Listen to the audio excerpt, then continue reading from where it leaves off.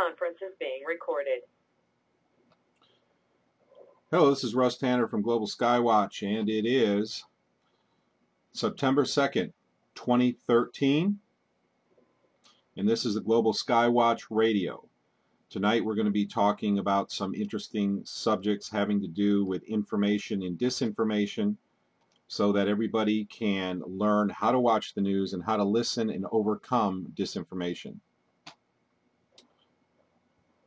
You're going to hear a quick message on your phone because I just turned the muting on, but we're still moving ahead forward. I want to let everybody know that the March went really well. I'm getting a lot of positive feedback from the people. The public is becoming very open to this. They're listening. There's very few scoffers anymore. So things are very positive in that light. I do want to invite anybody who is listening to this program. It is posted on our YouTube channel, Global Skywatch, and you can get all the details, the weekly times. We meet every Monday night at 8:30 p.m. Eastern Time, 5:30 p.m. Pacific Time. You can get all the details. Whoops, let me shut this stream off. You can get all the details about this from globalskywatch.com/live. A few announcements I want to make. We have just opened, it's small, but we've just opened our mall or store on Global Skywatch. Go to globalskywatch.com and you will see at the top, if you're looking at our stream, I'll show you, we have the store link. And the store brings you to a place where people can sell supplies for people who march, who are activists, or who just want to hand out flyers for their friends. If you have something you want to offer, whether it's t-shirts or bumper stickers or flyers or whatever it is, you can contact me at russ@globalskywatch.com, and I'll be more than happy to set up an area for you, a page for you, so you can distribute your goods right there. We want to have a nice centralized place where people can go to get the supplies that they need, because that's been kind of a problem up until now. I also want to let you know, not only if you're looking to stream, can you go here and look at the store, but you can also go to click on projects and not projects, sorry. Well, there's also a place in our forum. Click on our forum link here, and you can go down to a section of our forum that is called I Need Help with My Project, or I Have a Skill I Want to Share, and we want to bring people together with skills so that you can share your skills, so that you can work together. If you burn DVDs, if you're a good writer, if you're good with graphics, we want to bring people together with people who have needs so that we can get jobs done and we can utilize all of those skills effectively. So go to the forum and go down to that section so that you can network with other people. I also want to let you know about our geoengineering project, where we're putting signs in people's front yards. We're getting slowly creeping up numbers of people who are doing this. And these signs have the geoengineering.com website on the front, which enables people who drive by your house or your home or wherever you put the sign to actually see the website address and go to the website. And that website is specifically designed to help teach new people about geoengineering. So please consider putting one of those in your front yard. We also have bumper stickers. If you go to the store, you will see the bumper stickers there. The signs will be added probably tonight to that section. You can buy them right online. If you want multiple signs, you can contact us for a discount, because we can get up to 3 signs in a single package, and that'll save shipping, which is a kind of a big part of the cost. So just contact us if you want 2 or more signs, and we'll try to group them together. I think I want to just move forward with what we're going to talk about tonight.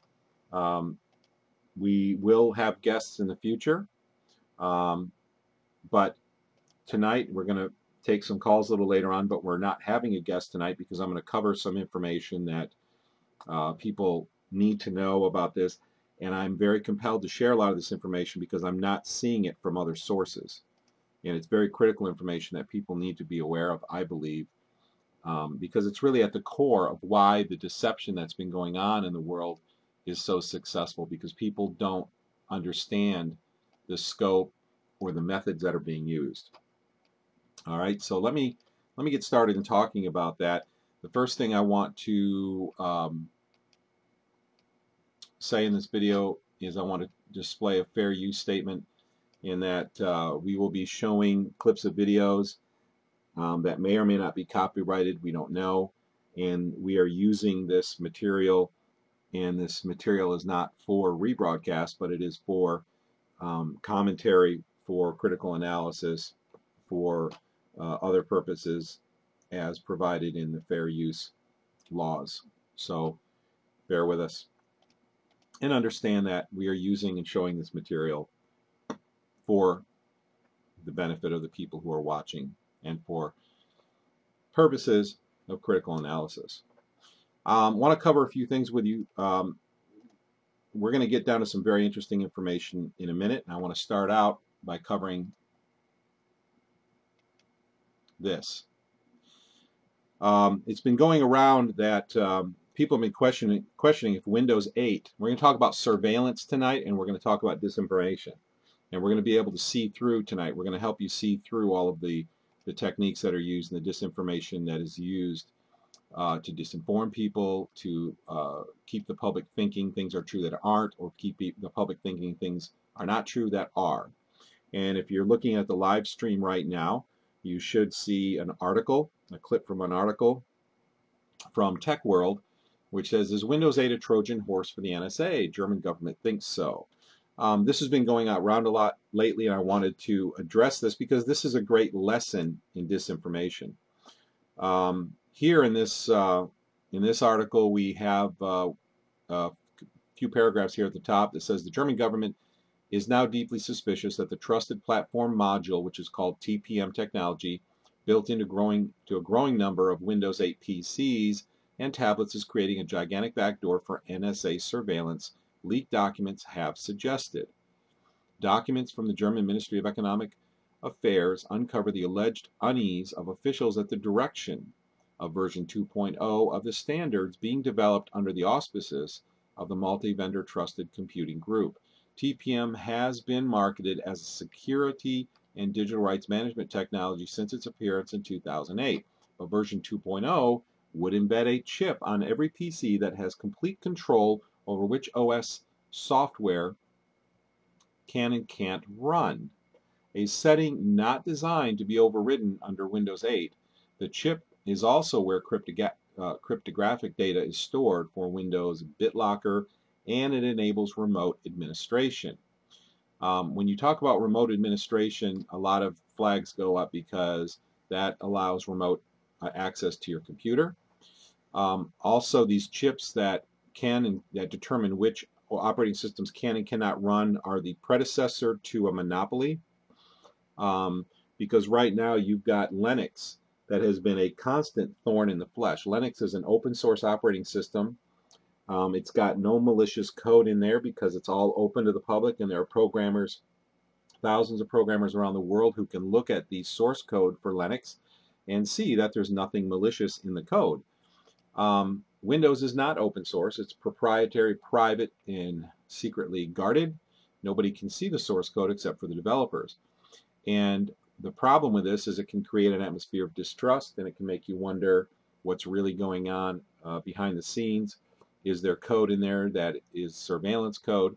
But what we're seeing here also, besides the fact that we don't know if there's surveillance code, but we're also seeing the makings of a monopoly.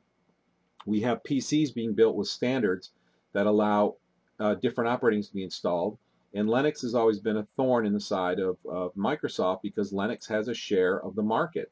And in fact, most servers on the internet, at least from a few years ago, I haven't looked at the stats lately, but the majority of servers serving web pages on the internet were Linux-based servers. This is free software that's created by programmers using open source software, and it's what our websites run on, and most websites across the web. This is encroaching on Windows market, and thereby encroaching on their money, their income, their cash flow.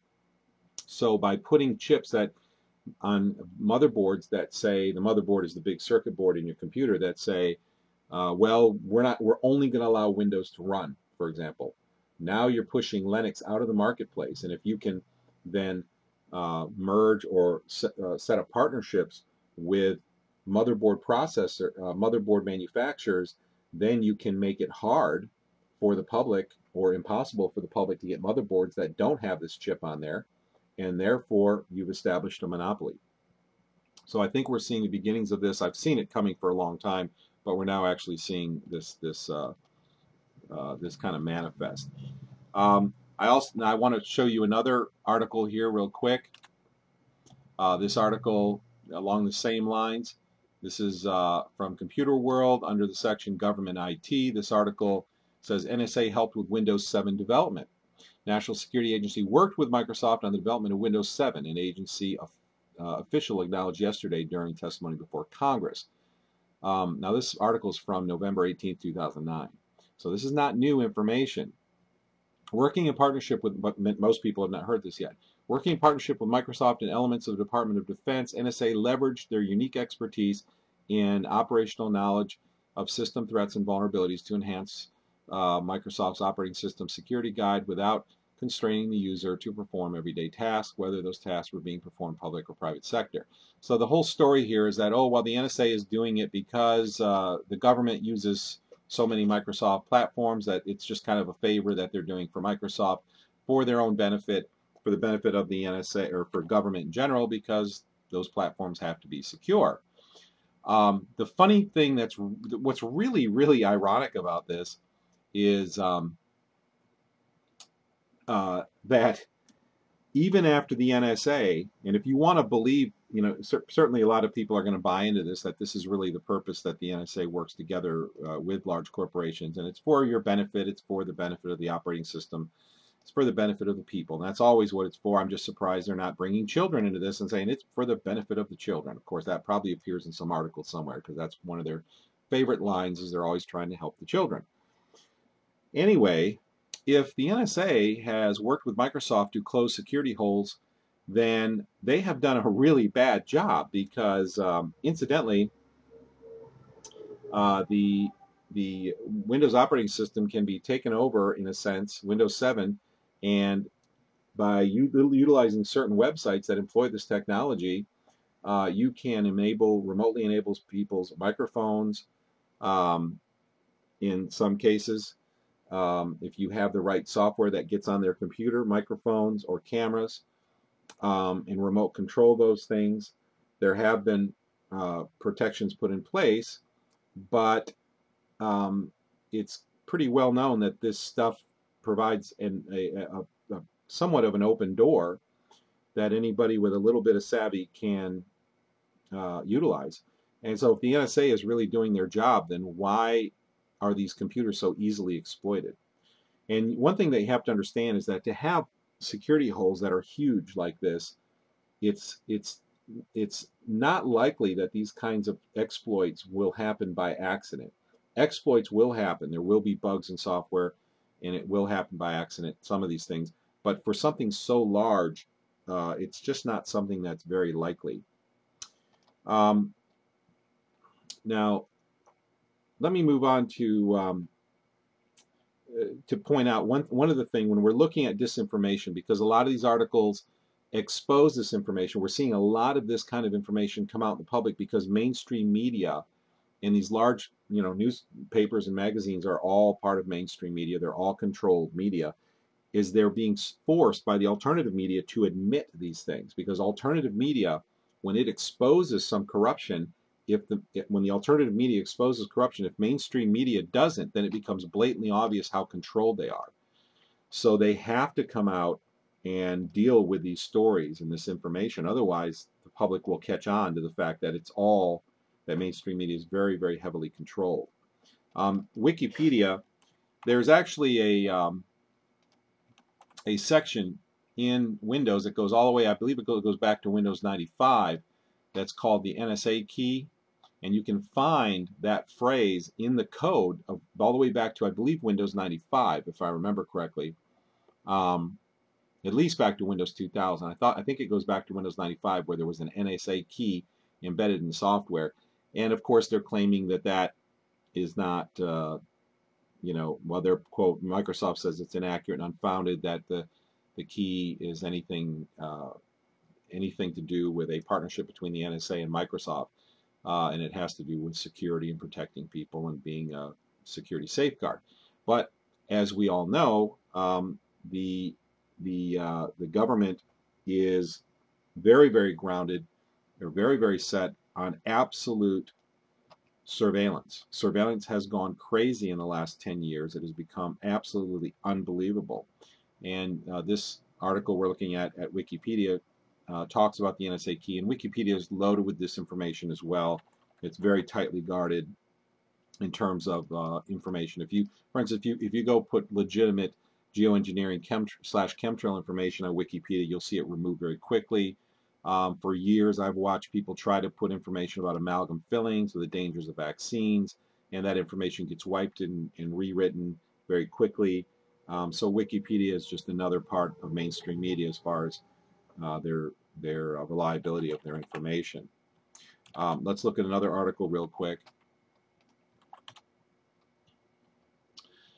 This is something that a surprising number of people still don't know about and realize is, did you know that the U.S. and Chinese governments can spy on the citizens by remotely enabling cell phone microphones? This is not a misprint. This is actually actually true, and it's absolutely astonishing, and it's amazing that this isn't plastered all over all the time. Mainstream media did a couple short pieces, and then you never hear about it anymore.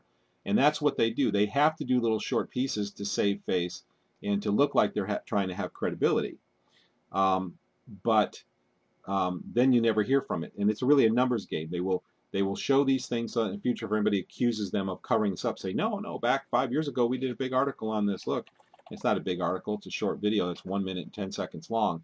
But let's go ahead and watch this real quick so you can see that this is legitimate. And this was shown on mainstream media, but alternative media is the only place where you can get information about it now. The travel alert is blunt.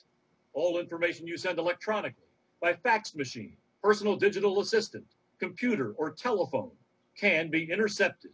Somebody with a wireless device in China should expect it to be compromised while he's there. In an exclusive interview with CBS News, Joel Brenner, the government's top cybersecurity official, urged Americans to leave all devices at home. And those who must take phones and BlackBerries with them should remove the batteries. The public security services in China can turn your telephone on and activate its microphone when you think it's off.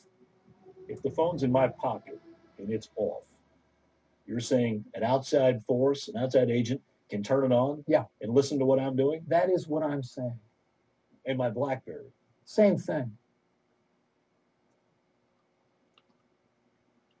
Yeah, that's the way it works. It's not China, it's in the United States too, and I would suspect if somebody were to do their homework that they would find out that this is in all major countries, that this exists. This is part of the surveillance state that we're going into, and we're going to talk about why so much surveillance. Why are the governments absolutely crazy about surveillance? Why is this so important to them? And this gets into some of the very deep information about why are they doing chemtrails? Why are they doing depopulation things? Why are there poisons in vaccines? Why did they virtually fight to keep the mercury in aluminum, mercury in amalgam fillings? Why, when there were connections found between, in tremendous groundbreaking research, connections found between mercury, many diseases, including autism, did the NIH and the National Institutes of Medicine, instead of continuing to fund the research, they pulled all the funding. And this is right from the mouth of Dr. Boyd Haley, who was doing that research, made some incredible discoveries, expected to be funded for the rest of his life, or at least for a very long time, because he was making such groundbreaking discoveries, until he found out what other people like Brzezinski and others, the people who developed DCA, I think it's called in Canada, that fights cancer very, very effectively and non-toxically. He found out that the interest of the regulatory agencies had virtually nothing to do with solving the problem. They were there to control the dialogue on the problem so it wouldn't really ever get solved. And that's why they pulled the funding, because the funding is what funds the research, which is what solves the problem. All right, let's go back to the surveillance state and listen a little bit more to another short video. This is 42 seconds about the same subject, about surveillance on your phones. All right, here's that cell phone story you've been waiting for. Cell phone users beware, Big Brother may be listening. The Federal Bureau of Investigation can now hear everything you say, even when the cell phone is turned off. I know it sounds kind of out there, but using your phone's tracking device, authorities can now activate the microphone inside the dreaded thing, allowing them to eavesdrop on you and your conversation. So we've decided to start saying all kinds of weird stuff all the time. Not really. Serious business, and the FBI used this form of surveillance to keep tabs on critical conversations by people they call known members of the mafia. Experts say the only way around it is to take the battery out of the thing. All right, did you hear that? The only way around it is to take the battery out of the thing. This information that is gathered is going to be able to be used against you in court. It's going to become admissible. Even in the past, it's all being recorded. This is what a lot of people don't know. The stories like this in mainstream media should have been run over and over again. They should have been huge news, but instead they were these little 42-second clips like you just saw here, and then they went away and they were never shown again. And that's the point. Mainstream media has covered itself, saying, look, we have told the public the truth if anybody accuses them, but yet they have done the numbers game and made as few people able to see the article as possible or the information as possible, and so the general population still doesn't know about this. All right, let's take one last look at one more video related to this. This is just shocking information. It really is. We learned today that the popular iPhone 4 keeps a record of everywhere you go and stores it up to a year. For those with privacy concerns, the real problem is nobody ever told users this, and there is no way to opt out. As a researcher into the matter put it to the Guardian newspaper in the UK today, Apple has made it possible for almost anybody, a jealous spouse, a private detective, on and on, with access to your phone or computer to get detailed information about where you've been. Which brings us to Michigan, where when state police pull you over, they now use a device that can download even more personal information from your cell phone, Apple or otherwise. The handheld extraction device can access text messages, photos, videos, GPS data. We're told they can even bypass security passwords to get that information. And you don't have to be suspected of doing anything wrong to get what the critics are calling your privacy invaded, your rights violated. Our legal team is on the case. Arthur Idala, former prosecutor and now Fox News legal analyst, and from our Atlanta newsroom, defense attorney Drew Findling. Drew, extracting everything from your cell phone, can you do that? Okay, well, I could play the rest of this video, but it really just drives the point home that this technology is real. The surveillance is in full force. It has been for years. And I just want people to know about it and be aware of it, which is part of the reason that I'm doing this type of show without guests, just to try to get this information out to the public and to make the public understand what other people aren't telling them. Hence the name of this program tonight is Everything That People Aren't Telling You. And that's what this is all about, because so much of this information is not being talked about, even in alternative media, because a lot of people don't understand what the end game is. What is this all about? Why all the surveillance? Let me go back and cover a few quick points. We're going to move on to our next subject. And we're going to have two subjects tonight. And the second one is something that's been very important for me to do for a long time. And so we're going to get to that in just a minute. One thing to understand about these devices is that the capability for surveillance, first of all, has been built into these devices from the very beginning of the design cycle. Okay, when these things were being designed, when the chips, there's integrated circuits, they're chips, that's the common name for them, are designed, are at the centerpiece of cell phones and other mobile devices, because they're very small, and integrated circuits pack a lot of circuitry into a small space. So they have to be. These chips are designed from the very beginning of their design to have these functionalities, to have these abilities to monitor, to be remotely enabled, the cameras, the microphones for surveillance purposes. This is not a bug or a quirk. This is designed from the beginning to the end. Now, a lot of people, I've talked in a few shows past that a lot of people have a worldview, and their worldview, everybody has a worldview, and their worldview is like a puzzle. And if you take one piece of the puzzle out, it disturbs the pieces next to it. When you try to put a piece in that doesn't fit, then people kind of get frustrated because now they have to go to the next puzzle piece and change that in order to make the one they're exploring fit. And then they have to go to the next puzzle piece and make that one fit. And this is what happens when you're being exposed to new information. And this is why people don't like to adopt new worldviews, because it's kind of painstaking. It can be emotionally difficult as well. Plus, the information like this, when you see this kind of surveillance being done, can also be emotionally distressing. So, when you see information like this, that this surveillance has been built into these mobile devices from the ground up, from the very beginning, what you see is very, very close cooperation between industry and government. It's undeniable. That's the only way that these things can be achieved. And also in this last video, they talked about police that have devices that can read your pictures, your text messages. The cell phones track your locations via their GPS functionality for the past up to a year. And of course, it may be way past that, but that's what they're telling us. And all that information can be extracted by these little devices that police can buy and carry. This capability is not an accident. This is all part of the surveillance state. And the way that the state justifies this is terrorism. They say, look, there are terrorists, there are fears and threats, so we have to subvert your liberties, your protection, your privacy to protect you. When really what we find out is that these very devices end up being used to prosecute, harm, blackmail, and to control the public. That's the real reason for them. And those are not paranoid statements. Those are historically established statements. Facing this information is what brave people do.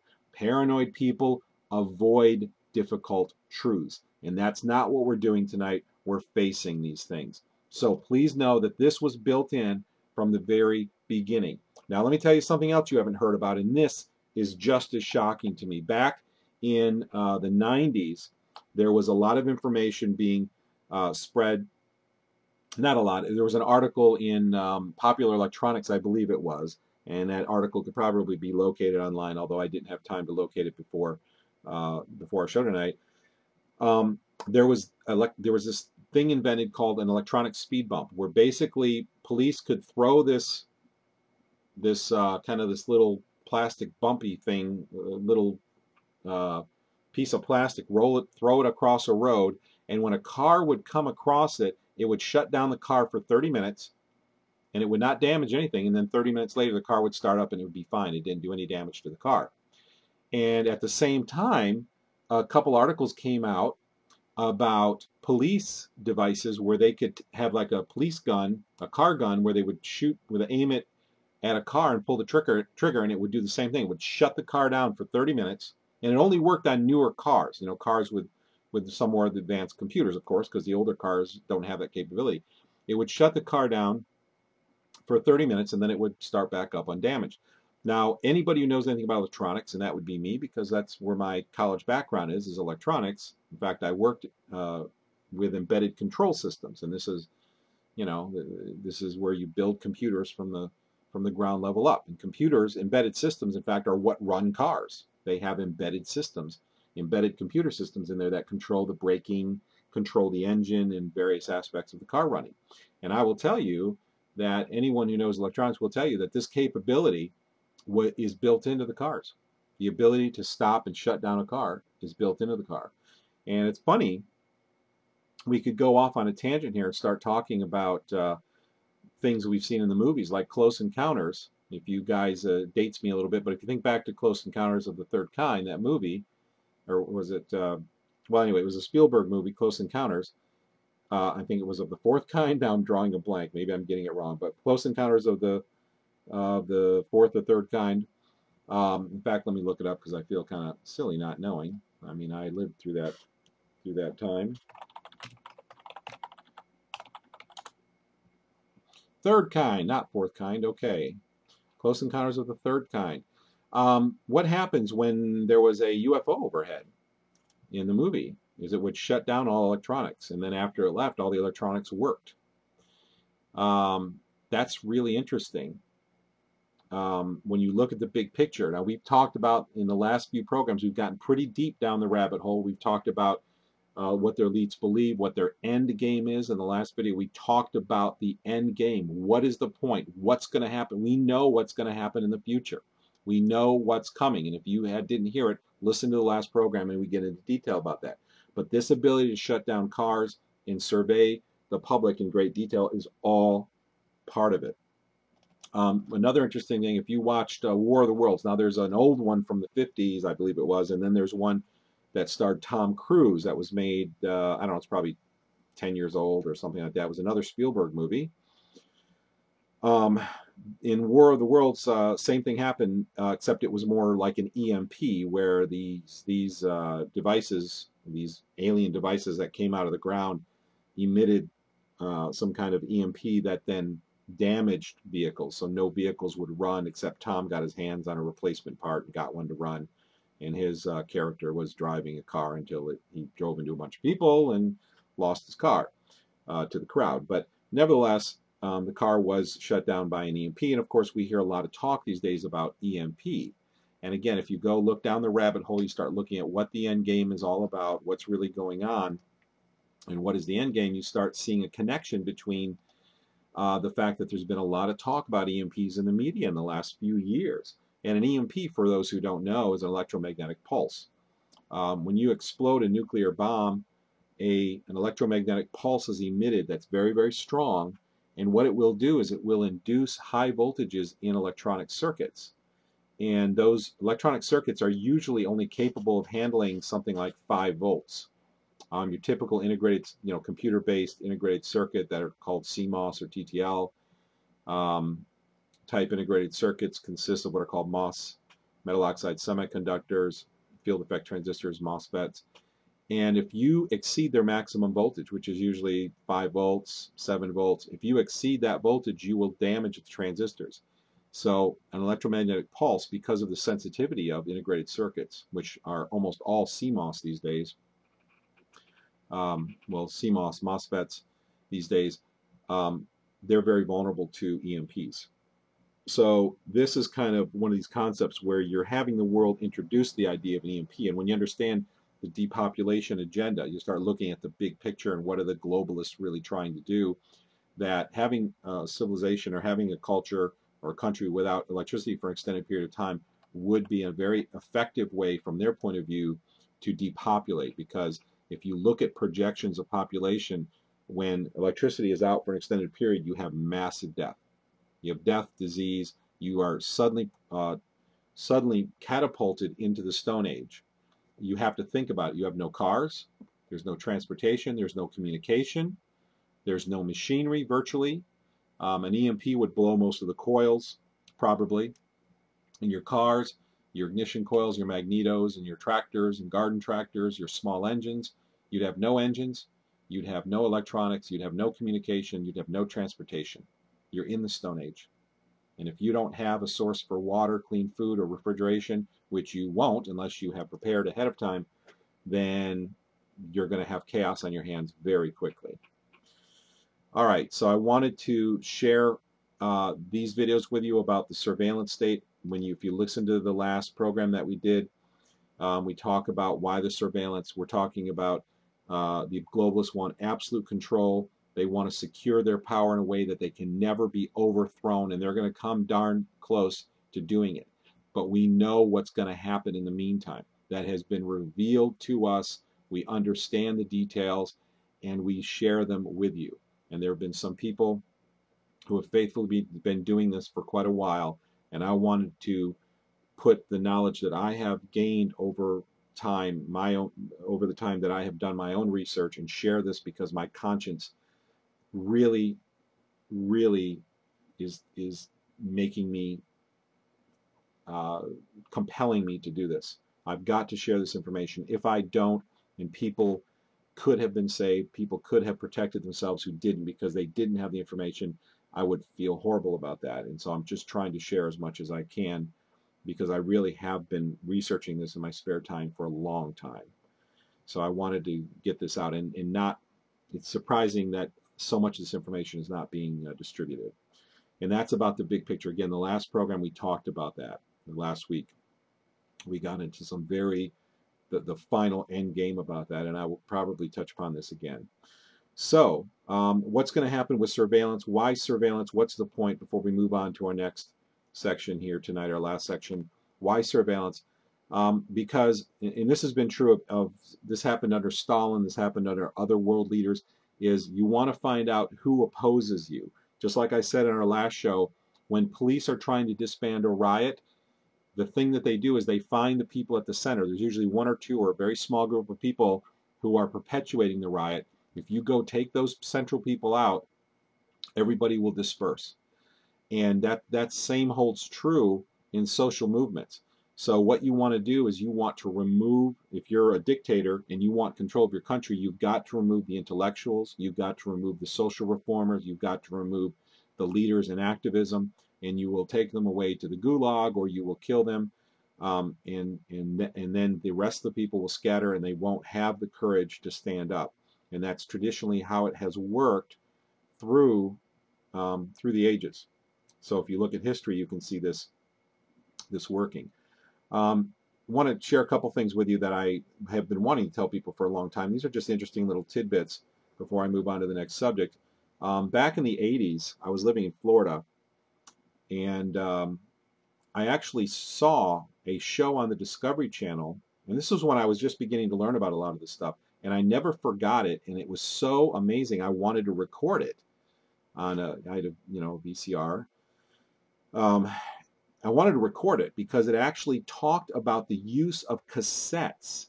And we all know, if we have a few years on us, we know what cassettes are. Before the age of CD-ROMs, we had cassettes where there are two little reels in the magnetic tape. And that's what I spent most of my time listening to, would be cassettes. This was after 8-track tapes. And cassettes came into use in the 70s and phased out in the 90s. But this show on the Discovery Channel that I saw in the 80s was talking about the mid-60s or early 60s, when I believe it was the East Germany or German government was performing surveillance on their people, and they showed photographs of walls that were filled with little cassettes. They were cassettes, they looked exactly like the ones that you would have used if you were listening to music during that time and using cassettes. And they were saying how they used cassette technology back in the early 60s, which was quite a ways before it was available to the public. And this is just to underscore the idea that the technology that they have is far beyond what we know about. I knew a guy myself who actually worked in the government under limited classified level, and he was actually worked with me at a college I worked at, and he designed electronics, and he said that they had drawers of 386 and 46 processors back in, was it the early 80s or 70s or 80s? I can't remember what it was. But before they were, a good amount of time before they were ever available to the public, he literally said to me, he said, we had drawers full of them. You would open up drawers and they were just loaded with Intel 386 and 46 processors. So once again, you see this tight coupling between industry and the military and government, producing technology that's far beyond what is available to the public. So that was very interesting. Another program that I saw, and this touches upon, this isn't about surveillance directly, but it's about how I think you used to have, and I don't think we have them anymore, but mainstream media, when they were kind of flushing out and centralizing their control, the corporations, the small amount of corporations were buying up all the larger or smaller outlets. They were flushing out anybody who didn't see their way. And I actually saw a story, and this was in the 80s, 90s, and it said that it was about the time, it was actually shortly after the Murrah building was bombed in Oklahoma City. And this news story was the only news story that was a true independently done or objectively written news story that exposed that the government had foreknowledge, that there were government operatives who actually knew the people who actually supposedly did them. There was mind control involved. And I just watched the screen and my jaw dropped. And this was on CNN during the daytime. And I was just like, I can't believe that they just showed that story. That is nothing. That's something they would never show. So I kept the TV on for days on CNN watching, and that story was never rebroadcast. Because, they usually rebroadcast stories like every hour or every half hour. They cycle the stories through a day or through a few days, and then they bring in new stories. And that was just amazing. And obviously, somebody did a story. It got past editing, and who knows? Maybe it was somebody on the inside who wanted to get the truth out because they knew. And then as soon as it aired, the editor pulled the story, and it never showed again. So that's kind of giving you a little insight on the way that those kinds of things seem to work, and some of the things that I've seen. So we understand the reason for surveillance. It's about control. That's the ultimate end game. Ultimate control, because you've got to remove the troublemakers, the dissidents from society. Let me see what I want to cover next. I'm going to try to get through this rapidly, but this is important information. I'm going to talk about quickly about a few of the mechanisms that are used in disinformation. We have an article here. Let me go ahead and put this on the stream. This is from Forbes.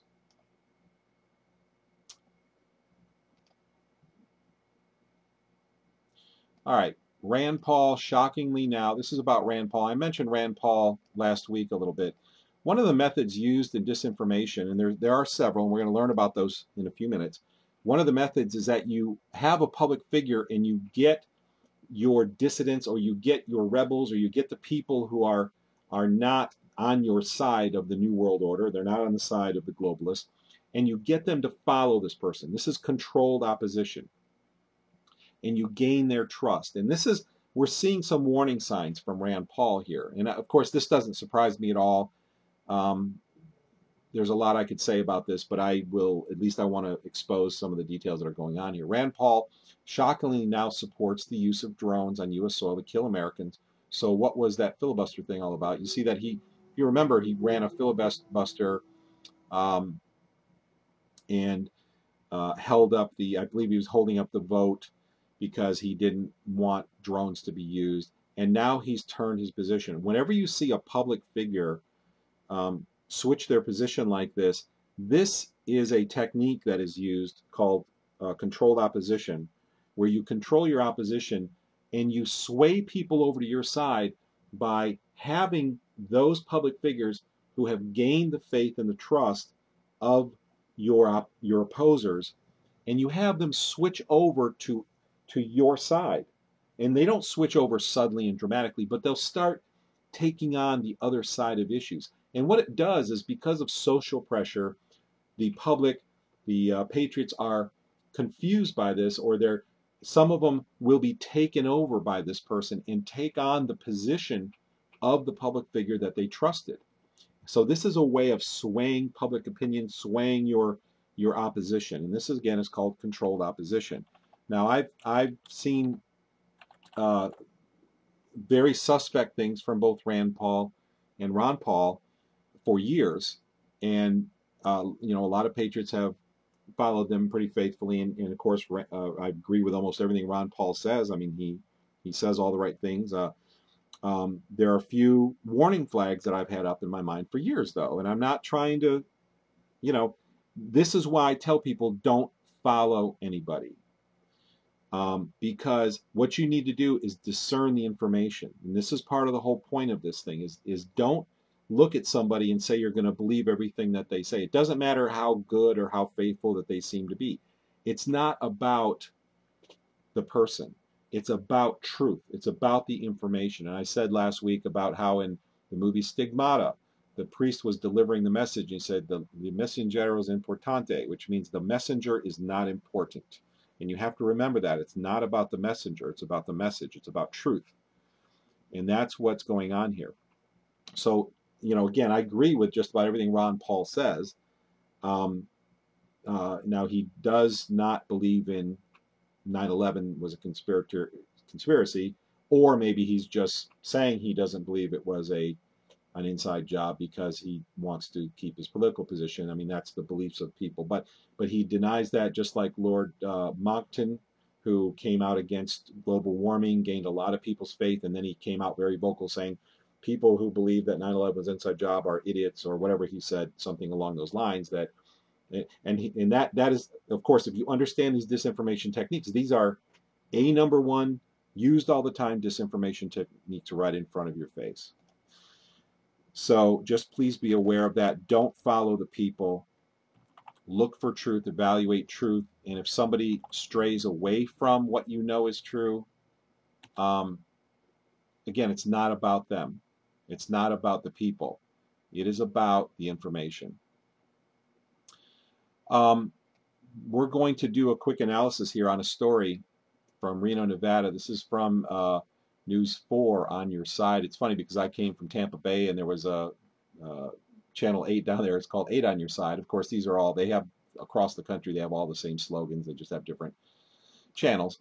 But anyway, this is information that is slamming people who believe in chemtrails. So let me give you a little taste of the video here. Skies are smoky right now, but when they're clear, it's not strange to see those vapor trails streaking the sky. Scientists say that they're not harmful, but some critics say they're chemicals that are dangerous to our health and the environment. Okay, if you've been watching me teach people how to listen to the news, there's disinformation techniques written right in there. And you've got to understand that the people who are writing the news scripts know exactly what they're doing. And you can tell that they know exactly what they're doing because you see neuro-linguistic programming, you see associative techniques, you see coercive techniques that are so well written into the scripts that these people are experts. Whoever are writing these scripts, and the news anchors, I don't even believe understand, may not in large, don't even know what's going on. They're just reading the scripts that have been prepared for them. So it's absolutely astonishing. So let's listen to that and see if we can hear the program. Let's see if we can hear the programming. Right now, but skies are smoky right now. You often start off a newscast like this by saying something that's true, and this is a segue into our last subject of the night, which is very explosive to me and very important to me. And so I hope you hold on and listen. Hold on tight and listen, because this is really critical stuff. The skies are smoky right now. You often start a news story off saying something that everybody obviously knows is true, and what that does is that establishes your credibility because everybody knows it's true. So the sky is blue. You say that at the beginning of the newscast, you gain credibility subconsciously in somebody's mind because you're telling the truth and everybody knows it and it's blatantly obvious. When they're clear, it's not strange to see those vapor trails.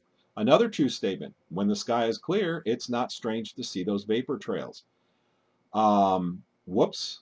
What do we see going on here? He's making another statement of truth, but he's incorporating Soviet-style disinformation right in that sentence, using an assumption, making an assumption.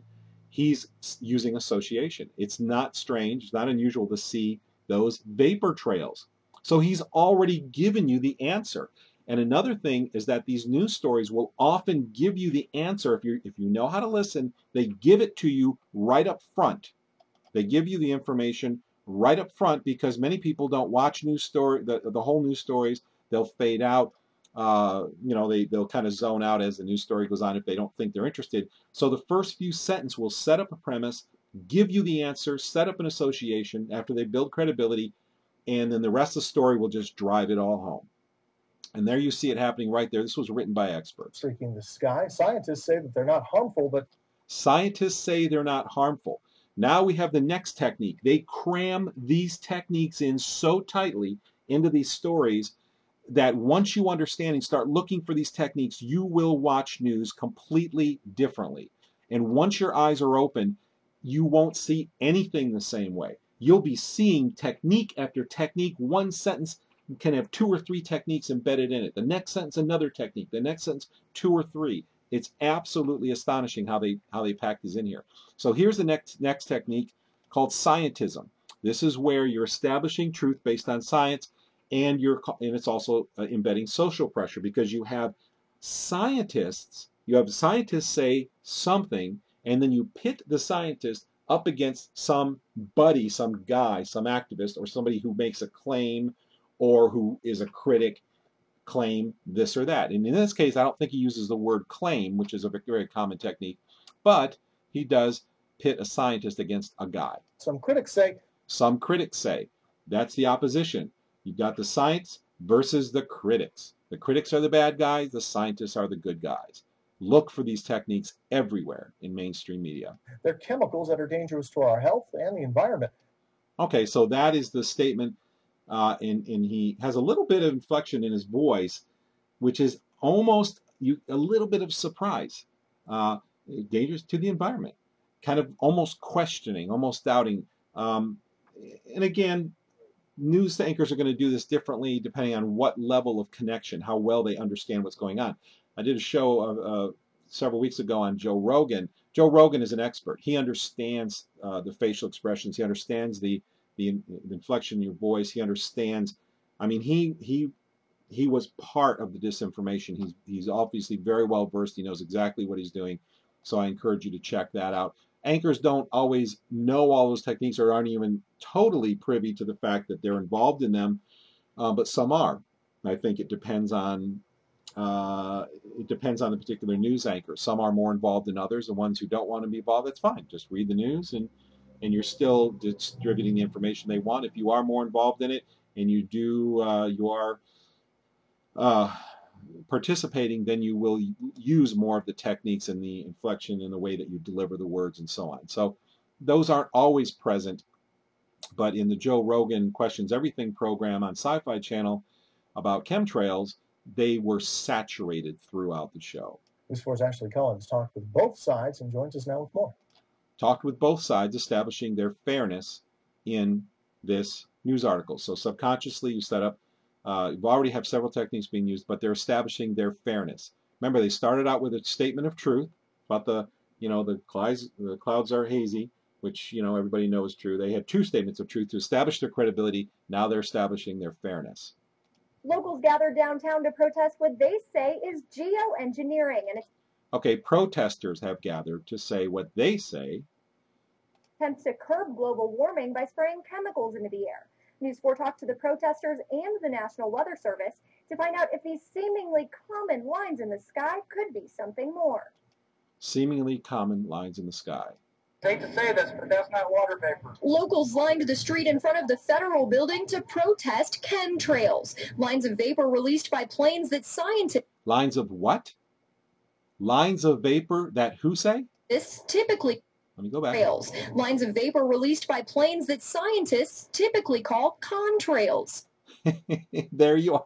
You haven't had a protester say one sentence. He said those are not contrails, and immediately the next sentence it is opposed by a scientist. I could go through this whole video and spend the next 20 minutes doing this because it's saturated throughout this news article. But I think you get the point, and I don't want to do what I did with Joe Rogan's show where I stretched it out into over 4 hours. I want to keep these things concise, full of information, and not so long that they're prohibitively long, so you can't watch the whole things. Looks like this may be a transcript down here. Again, I'm not gonna go into this too much, but National Weather. Here's a few clips of what they're saying. National Weather Service meteorologist in charge, John Middlestat. Okay, this is how you, again, gaining credibility. Here's this. Let me see if you can see this on the stream. I guess you can probably read this. Let me focus in a little bit on the text. These are just little, you can just scan through here and find all the techniques. This is the National Weather Service meteorologist. Nice title already. I mean, National Weather Service meteorologist. I mean, that's a big shot right there. But he's just not that. He's in charge. So they're putting a little plus. And then that's his name. It's a condensation trail that forms behind a jet engine due to the jet exhaust mixing with moisture in the atmosphere. Let me just say this right now as my witness to the whole world, and my statement is that I'm one of the small percentage of people who can smell and taste these things. When these plumes descend to the air, something falls out of them. The plumes, visible part of the plumes stay in the sky, but there's an element or elements that fall down out of them, which is what I believe you see the drippy edge trails sometimes, because you're seeing the fallout is kind of pulling some of the vapor with it a little bit. Nevertheless, I smell and taste them. I've been contacted by a number of people who do, and they smell like metals. They taste like metals. They hit us just a half an hour before 8:30, about 8 o'clock, but a half an hour before the show started, and I had to put a mask on because they burn my sinuses. I get a headache. I get very bad inflammation. It becomes hard to think and focus. And there are many people who they get, you have joint pain because of inflammation. And there are many people, the majority of people, even if they're suffering from the symptoms, they don't smell and taste it. So they don't realize that when they get tired at night, or they get a headache, or their joints hurt, or their heart's fluttering a little bit, they're having some fibrillations perhaps. They don't associate it with the smells and the odors in the air. But I will tell you right now, I started experiencing the chemtrails in 2005 on a daily basis, and every single time between 2005 and right now, September 2nd, 2013, my symptoms are 100% always and only associated with a presence of the smell and the taste in the air that I have never smelled before and never tasted. These are brand new phenomenon. They cover huge areas, and they are only associated with the appearance of the lines in the sky until 2010. In 2010, here in Bangor, and this is not in other places, but here in the Bangor, Maine area, they started spraying at higher altitudes, so it would take a lot longer for those plumes to come down. It would be a lot harder to see those plumes, but they still reach the ground, and they still have the same taste, the same smells, and they still fly on schedules, even though since then their schedules have become more muddled and complicated. Before 2010, I could tell you with plus or minus 30-minute resolution from 2005 to 2010, I could tell you when we were going to get hit and what times we were going to get hit with, because they were on schedules. So that is my public statement about this. Anybody who says these are condensation trails are ignorant because they were taught this in school, and they're blindly believing what they were taught in school, just like dentists were taught that amalgam fillings are safe, doctors were taught that additives are safe in vaccines, just like the public is being taught that GMO foods are safe. Doesn't matter what school you go to, it's full of disinformation, just like I shared in the last few shows when I showed that right now in textbooks, children are being taught that these are harmless condensation trails, which is a complete lie. If you've seen trails come out of jets, they are in all likelihood, if you saw them years ago, that is, long or short, they are probably a water injection engine like the SPAY 500 series, Rolls-Royce 500 series engines that used water injection. Because when you're at an airport, for instance, if this is so much condensation that you create a vapor, this huge vapor thing, that vapor trail behind a jet, right behind the jet engines, when you go to an airport, you don't see that. You see the soot of burnt kerosene. That's what you see. When I come even when I'm within a mile of an airport, what do I smell? I start smelling kerosene in there. I know exactly what kerosene smells like.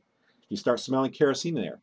Okay, that's what it smells like in an airport. And then that burnt kerosene comes out as black soot. And when you see jets taking off the airport, that's what you see. And if you have a sensitive taste and smell as I do, that's what you smell and that's what you taste.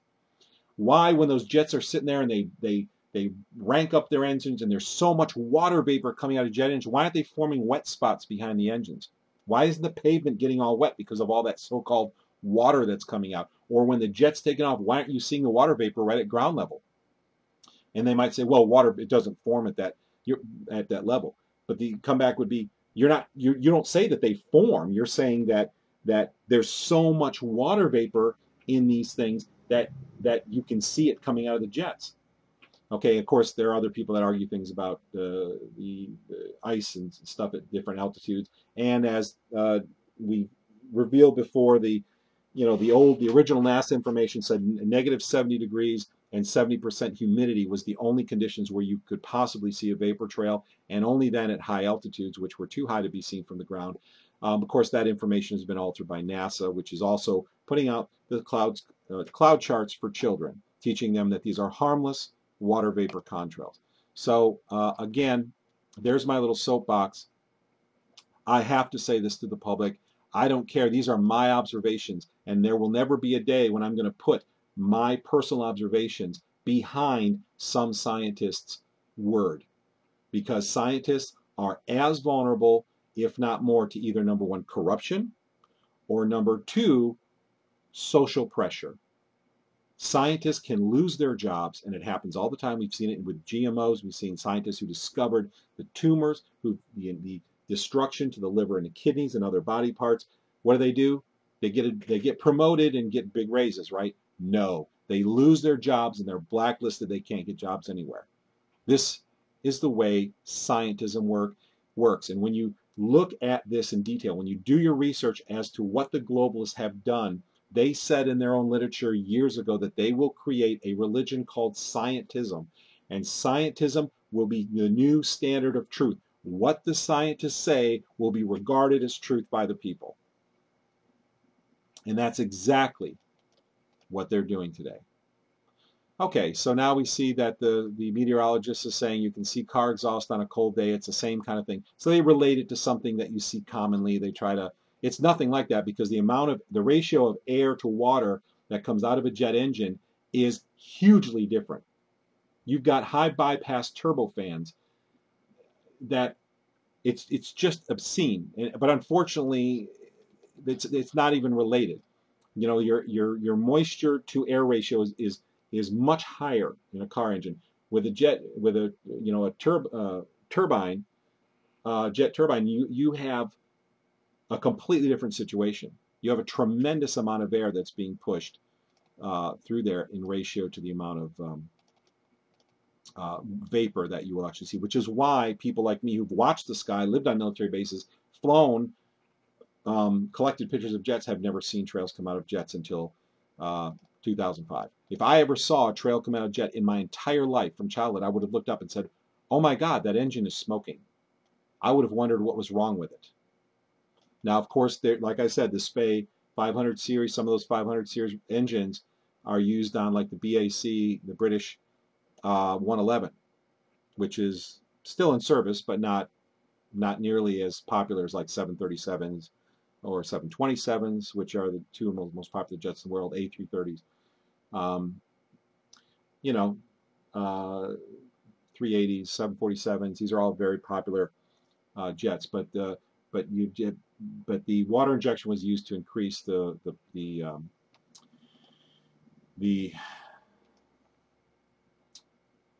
thrust.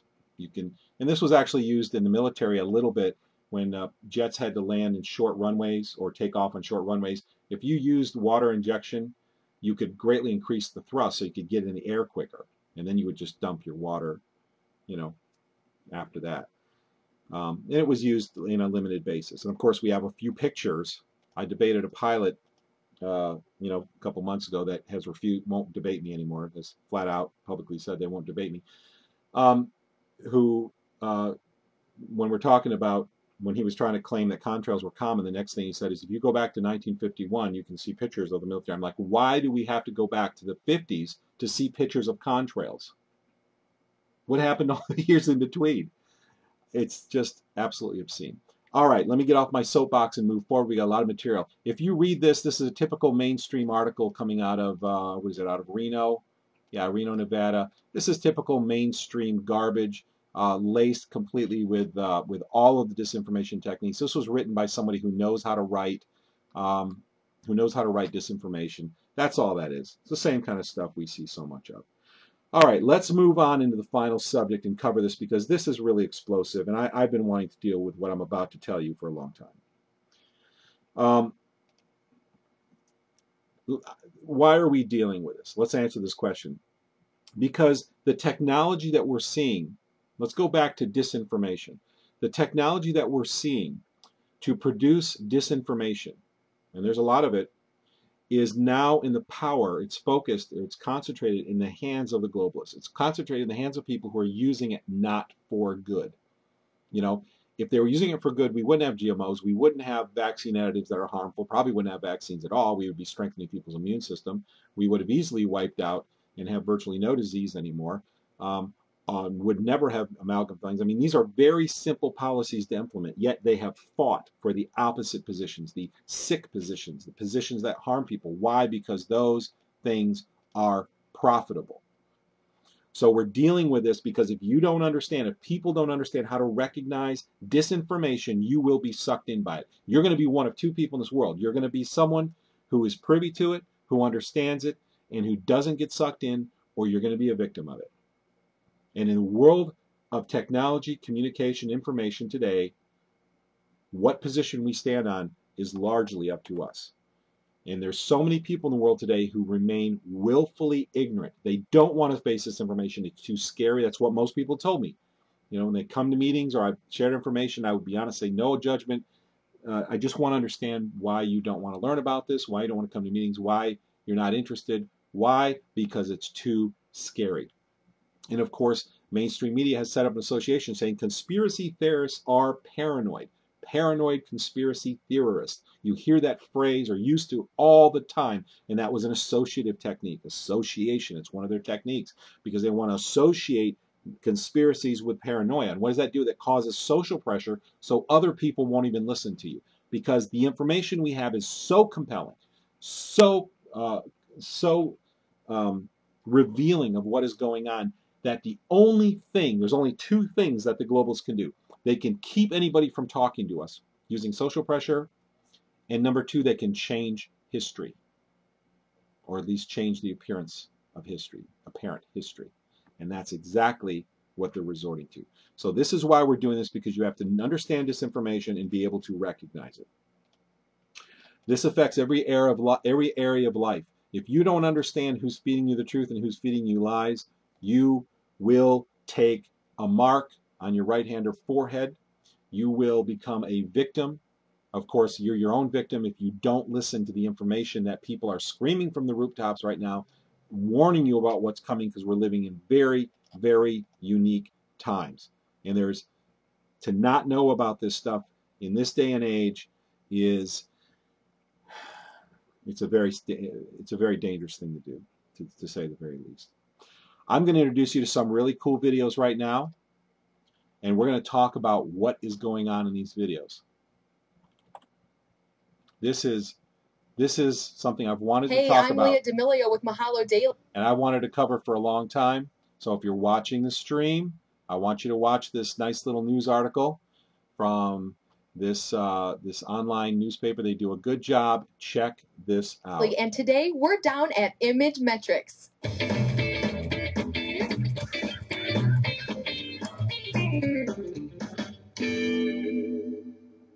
From Grand Theft Auto to Harry Potter and the Order of the Phoenix, Image Metrics has been showing its face to the world since 2001. Working 5 times faster than motion capture and 10 times faster than keyframe animation, Image Metrics has developed the technology to capture an actor's performance without markers, special makeup, or stages, and transfer that image to a 3D model that leaps across the uncanny valley. Today, we're talking to Director of Production Pete Bush about Image Metrics' revolutionary performance-driven facial animation and their newest face, Emily. First, tell me a little bit about the history of the company. The company was started about 2000, 2001 in Manchester, England, and it was our founders are experts in computer vision technology. About 2003, it found its way into the animation world and has since been a solution for many visual effects houses, video game studios, as a solution for facial animation. So explain a little bit about the actual process of performance analysis. Well, performance, we all start with the capture process of capturing an actor, whether that exists live, and we do that on a motion capture stage in a voiceover booth, or that's actually taking footage that already exists. We can work with that.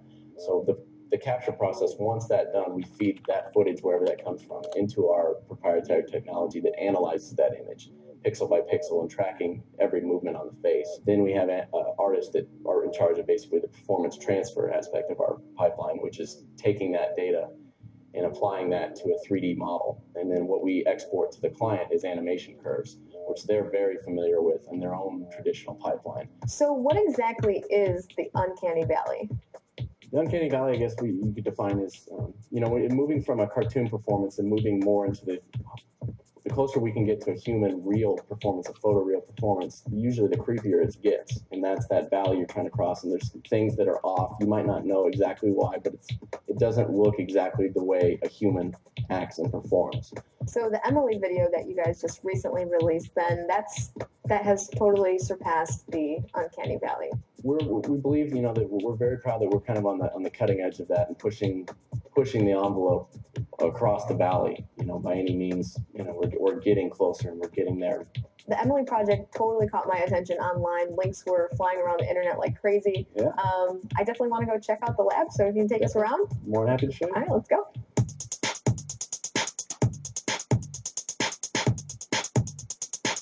Pete, I'm now modeling one of the head cams here. Our head-mounted camera. Okay, and so what we have here is just a small... It's a small, just an actual standard definition camera. Like I said, we can capture performance with a traditional tripod, like a live-action scenario. But why we developed the head cam is so that we can work in like a motion capture environment, where a studio wants to capture all of the body movement. Now we can capture the facial performance. All right, so we get to see a little behind the scenes on the Emily project. Yeah. So, like I was explaining, what we did with Emily is we captured her from two different angles, as you can see here. Her face is very nicely, evenly lit. We can see and capture all of her little subtle details and her performance that she gave. This is real Emily giving that performance. So this has basically set the bar for what we were trying to admit in the end. So we go from image analysis to performance transfer. Performance transfer, part of our process. All right. So what we did with Emily, as you can see here, is we've taken that image analysis data and have retargeted it. The model in the middle of her kind of her floating head is a 3D model that we've retargeted that data that we've fed in from the image analysis process.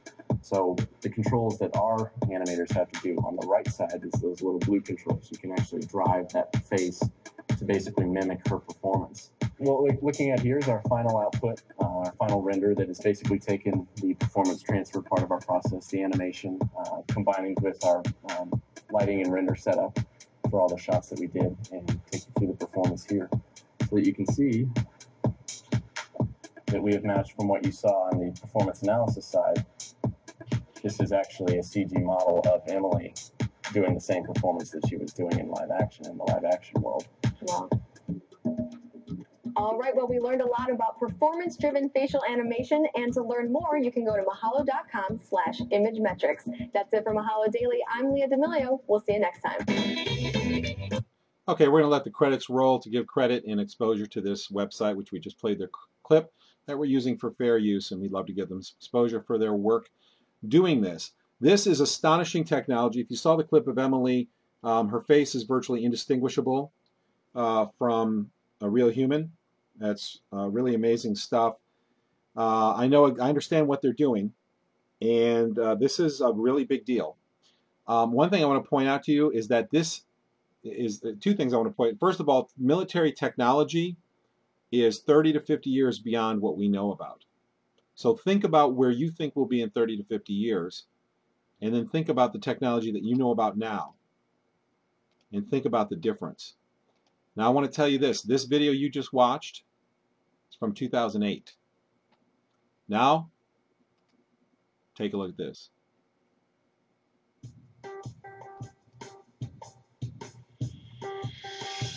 ImageMetrics is a markerless performance-driven animation company. We specialize in high-quality facial animation for video games and films. The face that you just saw of that woman is computer graphics. This is what's available to the public.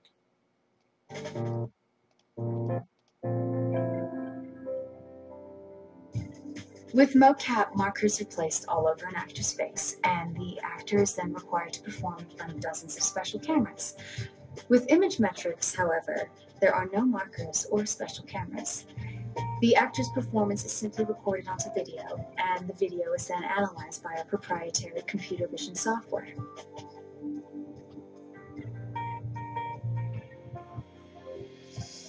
Well, the actor is captured on video, and then the video is analyzed by our computer software, and the actor's performance is used to drive any facial rig. The client gets back animation curves on the rig.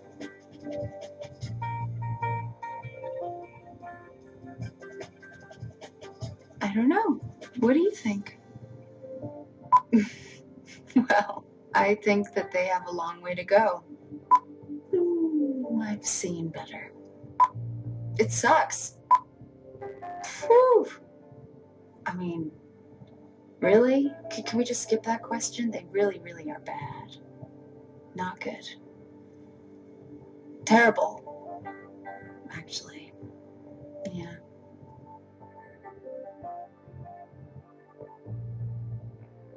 Okay, she was joking there at the end, but the face that you saw was actually a superimposed CGI face over the Emily who was speaking.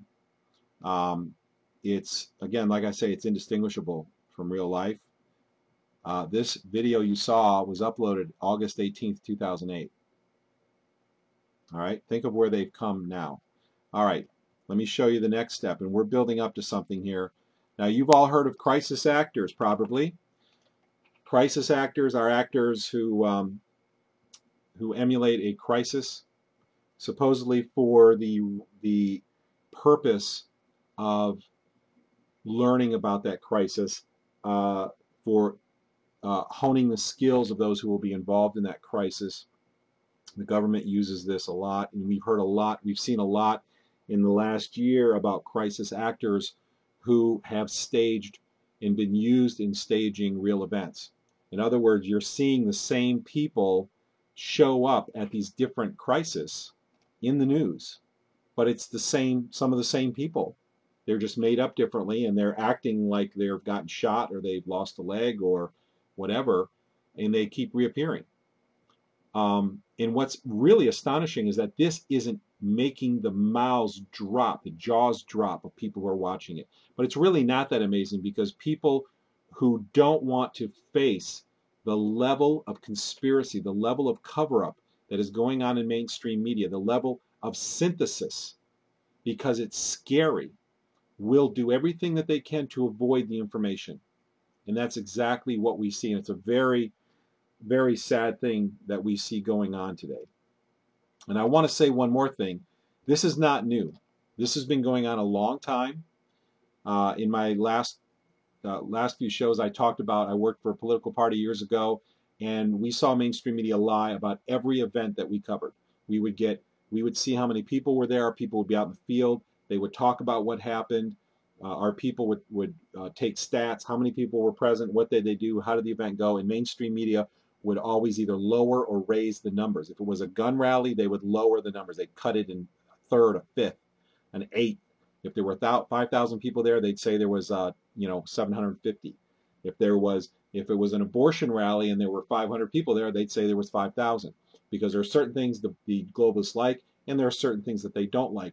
And all the things that they liked, they over-exaggerated, and all the things that they don't like, they marginalized. That's how it works. This was back in the 80s or the early 90s, actually, when I had this firsthand experiences. And this is when my eyes were really open to the corruption of mainstream media. And then I got into alternative health, herbs, started helping myself. And because we were in the research, I mean, that's what we do. We assemble research right from PubMed and university and research. We saw them lie about research all the time. I mean, because who looks at research, right? Well, we do, and so we've seen the lie. It happens. It's standard operating procedure, and people need to wake up and see that this is going on. Mainstream media has been forced into a corner in the last few years because alternative media has gotten so good that their lies and deception have become blatantly obvious, and they've had to tell the truth about some things that I believe they never would have covered in the past. So credit goes to alternative media, and there's a lot of alternative media out there that's doing a great job at reporting the truth. Let's take a look at this, some more information about this metrics. Image metrics performance-driven facial animation. This is a real-time facial animation of a woman. The computer's processing her face, her facial movements, and then superimposing it. The woman on the left is the real woman. The woman on the right is the CGI. Delivers results never before possible. You can transfer an actor's performance directly onto any digitally created character. So, you think I'm just another pretty face? Just you take a look at this.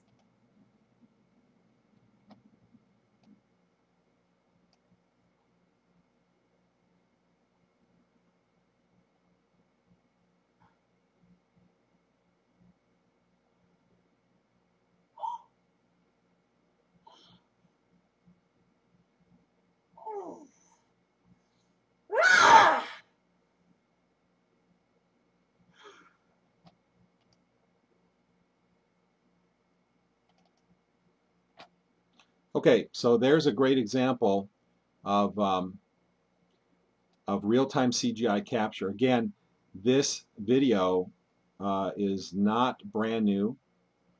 In fact, let me see, it's from 2008 as well. Just think where other technology is at, if it's 30 to 50 years ahead of this. You might remember, some of you, years ago seeing this movie.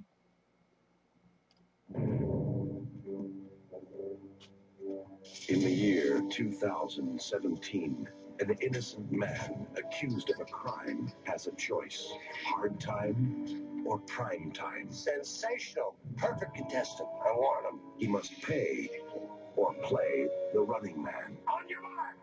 I'll be back. Go! The highest rated TV show in history. Guess they want us to stay. It's a game between life and death.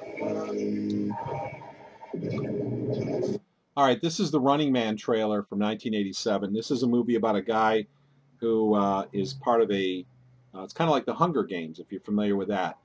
But what happens in this movie is very interesting because he is accused of a crime because they used computer imaging of this man and made it look like he was committing a crime by the imaging and by editing. And then at the end of the movie, you know, he gets vindicated. But this is very interesting, a very interesting concept about once you get to a point where you can't distinguish what's real and what's not, what do you think mainstream media or the people who have lied to you about herbs, about cures for cancer, about the dangers of vaccine and amalgam fillings, about fracking, GMOs, and on and on and on, what do you think that they're willing to do to gain control, power, and position? Do you think that they could create CGI characters to create false news or change history? Is it possible? Do you think that they would stop there because that would be too unethical to actually change history? The thing that people have to learn and realize about the way humans really work is that when you have someone who is unethical in the small things in life, they're unethical in the large things. And when they're unethical in the large things, they typically are unethical in all the large things. I know it's not always true, but they have that potential because it's about your conscience. How much conscience do you have? Now, I want to show you one more video before getting to the pinnacle of what I'm talking about tonight and tying this up.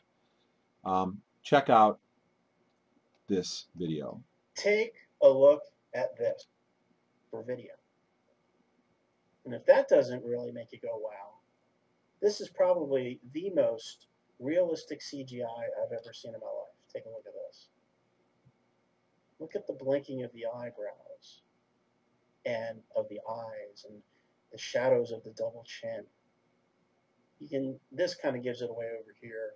The background's kind of really does show that it's CGI, but you show this to 100 people and 100 people are going to think this is a real person. Look at the eyes. Just amazing. All right, there's another example of CGI at work. The bottom line is that this technology is becoming indistinguishable, or has become in the public sector indistinguishable. If it's that good in the public sector, how good is it in the military industrial complex? Now, I mentioned just a minute ago about changing history. Would these people who are so corrupt, who have no conscience, who are willing to tell lies to your children that the toxic aluminum, barium, and probably mercury and God knows what other chemicals and mold spores and whatever they're spraying on us. And let me tell you, I smell and taste it, and it is horrible. One of them actually tastes like something between toluene and acetone. But again, most people don't smell it. But some people do. A lot of people have contacted me to do. If they will do that and teach your children that these are harmless, then what else are they willing to do? Watch this. Would they be willing to change history?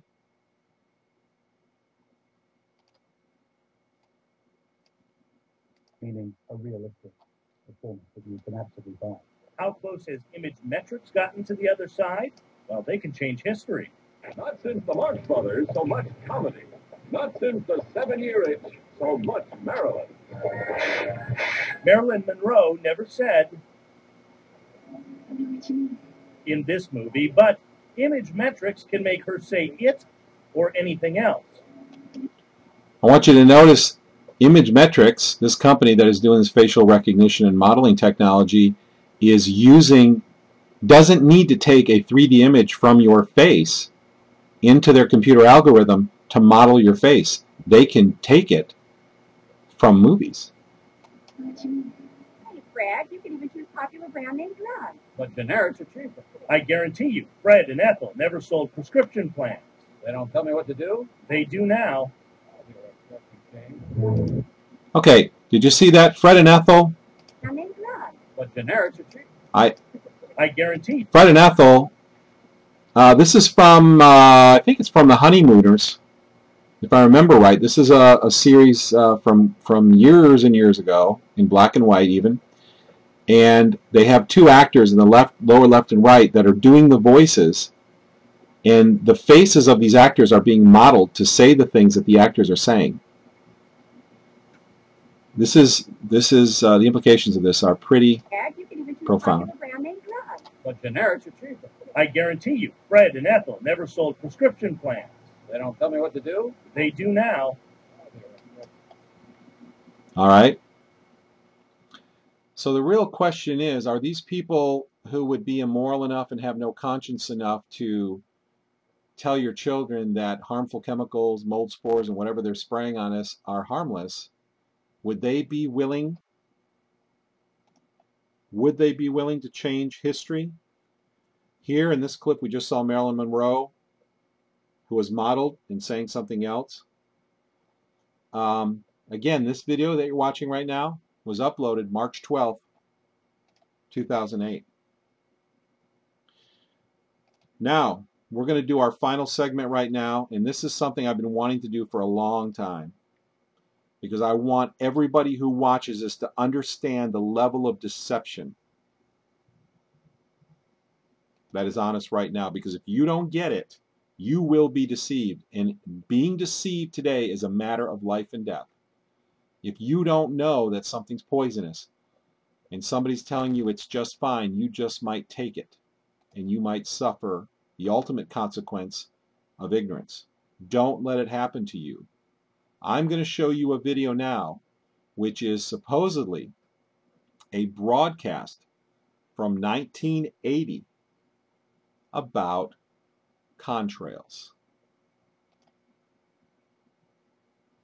On clear days, you can often see long white lines being traced high in the sky. 1980 NBC News clip on contrails. This has been touted by the famous disinformationalists. In fact, this was, I saw, originally uploaded by one very well-known disinformationalist, somebody who spreads disinformation about chemical aerosols and geoengineering. And it was uploaded to their YouTube channel a while back.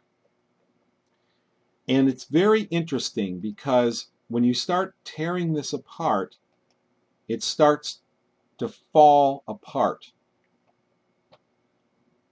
And I want everybody to see this because I hate lies. I am sick and tired of suffering under the idea that these things that we're breathing are safe, because I live with the pain and the inflammation, the joint pain, the headaches, and all the other pain that they have caused me since 2005. Not to mention how many people have died, whose hearts have stopped beating because of excessive barium exposure, because they maybe were low glutathione, they couldn't get rid of the barium, or mold infections, or lowered immune system that caused viral infections that may have caused pericardial problems or blockages or aneurysms or strokes or cancer or a host of other things. Let's analyze this news clip Listen to what this broadcast from 1980 has to say. And I'm going to reveal at the end of this little analyzation, I'm going to reveal to you some very interesting attributes of this clip that we need to know about. They are contrails of jet aircraft. Okay, what did I tell you? Newscast. They're going to set up the premise and do their debunking in the first few seconds because a lot of people are not going to watch the whole. They're going to lose interest after the first couple sentences and turn the channel or zone out. So they have to make their point right up front. They've got to use association and state their point right at the very beginning. Watch. Here we go. On clear days, you can often see long white lines being traced high in the sky. Okay, exactly what we just saw in that other newscast. He's making a true statement that everybody can confirm firsthand. The people can look up, right, and supposedly see those trails in the sky. At least that's the premise, but not in 1980 because I was alive in 1980 and I was a sky watcher in 1980. Nevertheless, the statement is made to gain credibility with the audience. They are contrails. They are what?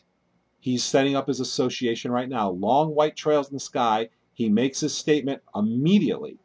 For those people, because many people are not going to watch this all the way through. So for maximum effectiveness, the disinformation has to get to the point or infer its point right up front.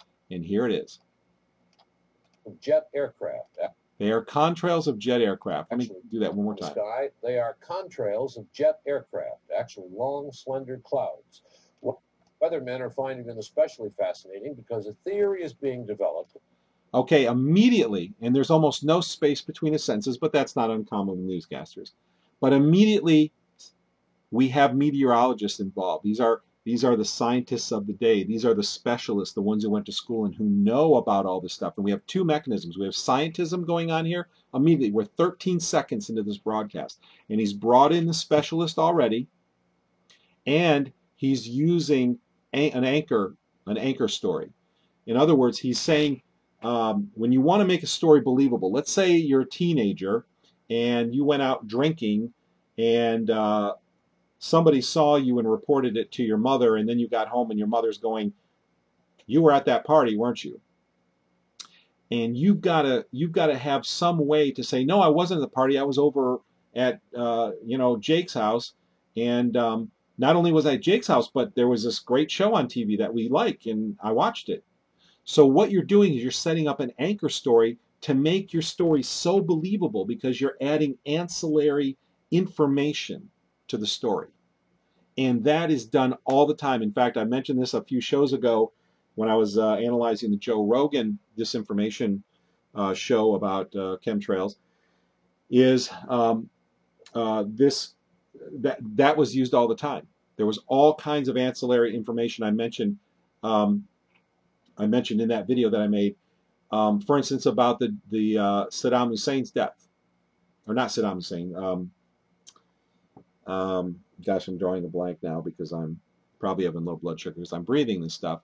But nevertheless, when they had the death of not Saddam Hussein. Gosh, I apologize for forgetting this. I'm just that happens to me. But anyway, when we had the story of his death, he was taken out by some of, I believe, from the Special Ops and the Marines. I know you all know who I'm talking about. His name is just escaping me right now. What did they do? When you looked at CNN, I saw about a dozen anchor stories, a dozen stories surrounding the central story because they wanted to make the death absolutely believable. So they had somebody saying, "Oh, this is what it was like. This is what the children looked like. This is what the surroundings were. This was the reaction from the people who were in the area. So they have all of these things that look like eyewitnesses, and this makes it almost impossible for people to believe that this stuff isn't true. It makes it almost impossible for people to believe it isn't true because you have all these witnesses, you have all this ancillary information. This is just the disinformation technique, nothing more. So here we go with the anchor stories. we've got, remember, two things going on here. We've got the scientism, because we have now the specialist that comes in because he's trained in this, and they're going to go in and say they believe that it affects the atmosphere or the earth, the weather, in a positive, a beneficial way, which is also setting up for today, because this is one of the premise that they actually want to spread today. They want people to believe that this is beneficial. So here's this supposed newscast. And we're going to question whether this is a real newscast that happened in 1980 or not in a few minutes. But here's the supposed newscast that happened in 1980 that actually pushes the three most important points that they're trying to push about chemtrails today. But yet this was done in 1980. Very interesting. With those long white lines. Weathermen are finding them especially fascinating because a theory is being developed that those long white lines may be changing our weather for the better. Details from Roger O'Neill. Okay, now we're going to move into repetition. Repetition is critical. One thing about 9/11 I will tell you is I've heard so many times. I would be sitting in Bangor waiting for my friend Laura to do errands or something, and I would sit in the truck for a while, and I'd listen to the radio, and you would have Sean. I'd listen to Sean Hannity a lot, not because he's again, don't be offended if you like Sean Hannity. He's disinformation like everybody else. He is controlled opposition. He does all of the same things, all of the same mechanisms that all these other people are doing. And one of the things that he used to do all the time is with 9/11. He would say, and back in 9/11 when 19 terrorists crashed a plane into the Twin Towers in New York City. And he would say that phrase really quickly several times to the broadcast, but he would always say it together. And a little later on, he'd say, yeah, and later on, a while ago, we covered 9/11 when 19 terrorists crashed the plane into the World Trade Center. He would say that real fast again, and it was just bizarre to someone who's listening carefully but doesn't understand repetition technique. It's bizarre because he's saying this phrase over and over again. But if you understand what the technique is, it's perfectly clear, because the more you repeat a phrase, the more people believe it. The more people just accept it. And so whenever he brought up 9/11, he would just say that phrase. 9/11 when 19 terrorists got plane into the World Trade Center building. And I was just sitting there looking, well, there's repetition. We're about to experience repetition here, 19 seconds into this broadcast. The exhaust from jet engines, usually seen as long, thin trails of white clouds behind high-flying jet airplanes, may be a big reason why there are 30 fewer days of sunshine a year in the Midwest now than there were in 1900. Okay, there he just stated, the trails, the contrails that you see, or these trails that you see behind, vapor trails that you see behind these jet engines, and he's doing two things here.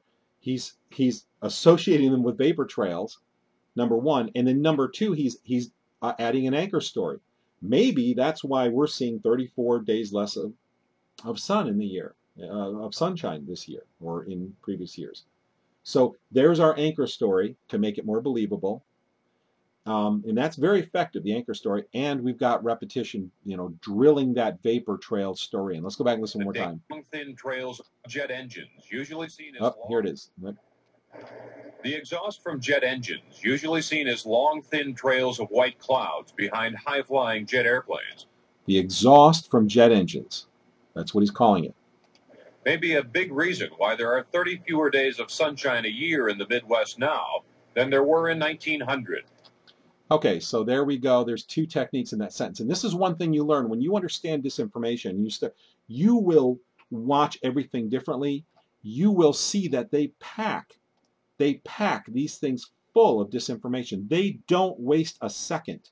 They cram these things full of disinformation. All right, let's get through this. This is only a less than 2-minute broadcast, I believe. So let's get through this, and I will make my final point again about this. Okay, we're 34 seconds in. He's going to start with the daily range. The daily range between high and low temperatures has also narrowed. There's another anchor story. So now we've got two supporting anchor stories to prove to the ignorant public that these are vapor trails that are affecting the weather. All right, 39 seconds in. Listen to scientism. Now we're going to go right into scientism. Weather researchers study. Who? Weather researchers. These aren't people making claims. These are scientists. These are researchers. Here we go. Cloud cover in 10 Midwestern states found a sharp increase in cloudiness with the increase in commercial jet travel.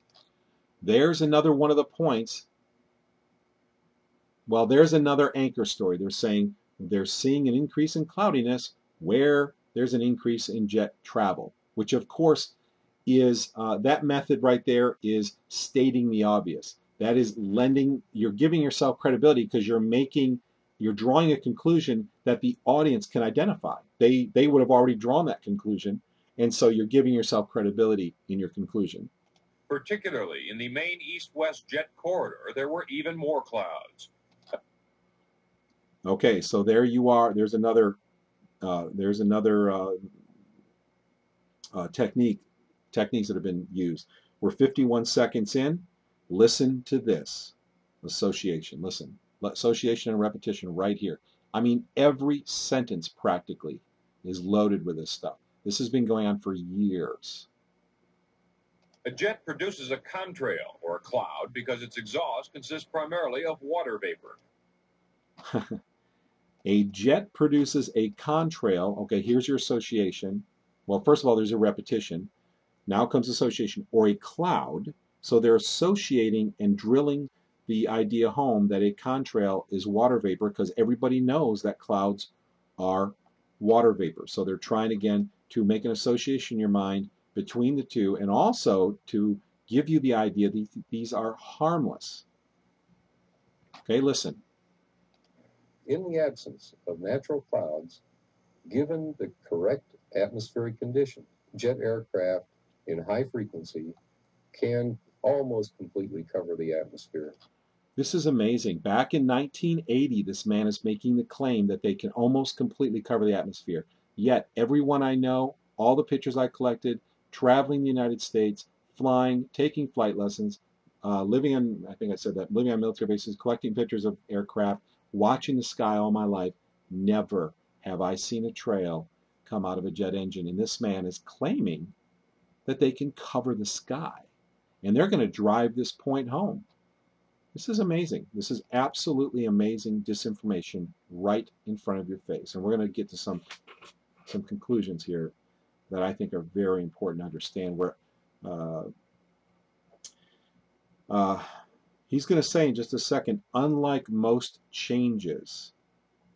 And again, this thing when he says unlike most changes, he's making a statement that gives him credibility. And again, whether or not this person knows that they're using these techniques, this clip could be edited this way, okay? But more importantly, we have to ask ourselves, is this clip really from 1980? Is it really from 1980? With today's technology, knowing that they can model from movies, is this really an old clip? What's interesting about this, I'm going to point out some very interesting artifacts in just a minute that is really going to raise some interesting questions about this clip. Visible atmosphere with clouds. Simonin says unlike most changes in the atmosphere caused by man, this one is beneficial. Okay, unlike most changes in the atmosphere caused by man, this one is beneficial. Okay, well, we've all had it drilled in our heads that most atmospheric changes, aka pollution, are not beneficial, so they're gaining credibility by stating the obvious. Okay, now they're drilling another point home, saying that this is beneficial. This is priming for the concept of geoengineering. If this clip is really from the 80s, were they priming people for the idea because they were already experimenting, they were already getting the equipment ready in the 80s, and in some areas beginning to do this? Because we know they've sprayed all the way back to Vietnam and before. Yes? If this clip is not from the 80s, it is driving home a point of the benefits of cloud cover on climate. Even though, well, I'll get to that in a minute. All right, we're at 117. Let's listen. Clouds help farmers in the Midwest by blocking the sun. Temperature extremes can damage plants and speed up the evaporation of soil moisture. Blocking the sun is beneficial for plants. I mean, some of these reasons they give for the benefits are, in my opinion, pretty pathetic, but we'll listen anyway. In the winter, city people benefit because clouds act as a blanket, preventing warm air from escaping into the atmosphere. So clouds prevent warm air from escaping into the atmosphere. Is that really supporting the idea that it helps global warming? Their claim for global warming? Little convoluted here. Nevertheless, these are kind of pathetic conclusions that they're drawing and have not a lot of base in science. No one is trying to make clouds now using jet engines. No one is trying to make clouds using jet engines. Has there ever been a time in history when we have people reporting absolute blanketing of the sky, which I've seen myself for years, that mainstream media wanted to convince the public that it's not intentional? Isn't that one of the most predominant statements that they are making right now, trying to convince the public that this is not intentional? But this study suggests that jet travel is inadvertently making our days more cloudy. Inadvertently. Why would you want to stress that it's inadvertent when that's, if this was a real broadcast from 1980s, that would be blatantly obvious. I mean, they already said nobody's trying, and then he said inadvertently, which just seems extremely redundant and a little out of place, because why would anybody think that this was intentional if it was just the natural effect of the jet engine? So it's written in a way where they're overcompensating a little bit, saying things that they're speaking the obvious. They're speaking things that are part of the points, part of the disinformation that they're actually trying to spread to the public today. This is, when you watch this news clip, it's not disinformation from the 80s. It's modern disinformation. It's exactly what they're trying to tell people today. All right, we're at 1:40, just about done. And someday, weather researchers may be able to use jets on purpose to... Listen to this. Someday, researchers may be able to use jets on purpose. This is called the setup. The point they're trying to get across today is geoengineering could be beneficial for the public. And here it is in this video. It's the setup. It's the setup so that you'll draw that conclusion when you're faced with geoengineering and the concept of it, that you will have a favorable attitude towards it. Change our weather. Roger O'Neill, NBC News, Champaign, Illinois. That is an amazing piece of disinformation. Really not amazing if you understand disinformation, because that's typical. They do that all the time. But it's amazing because they have crammed concepts into that video. Disinformation concepts that they are trying to spread to the public today. Now, when this video, I want to reveal something, a couple very, very interesting things about this video. This video first was posted on the YouTube channel of a well-known disinformationalist about geoengineering. Someone who is trying to teach the public that jets are not spraying. This video magically appeared on their YouTube channel, which you may not think anything about so much. That may not be such a big deal. But let's think about this for just a minute. It wasn't a few shows ago that I was talking about the blue guy. The blue guy is the guy that is touted by mainstream media as the guy who got ageria. He drank so much colloidal silver that he turned blue, because they claim colloidal silver deposits under your skin and causes you to turn blue. That is not true. Colloidal silver is a small particle silver that does not deposit under the skin. Large particle silver does. But they put the blue guy all over television, and I knew people who knew nothing about colloidal silver except it would turn you blue. Okay, even though there's volumes written about the benefits of silver, it's being used now in medicine. It's being used in it's been used for long periods of time. But for burn victims and burn centers, sterilization, silvers is incredible, absolutely incredible. Colloidal silver, small particle silver. But what people didn't catch on to is that they held this guy up in mainstream media as being a victim of colloidal silver.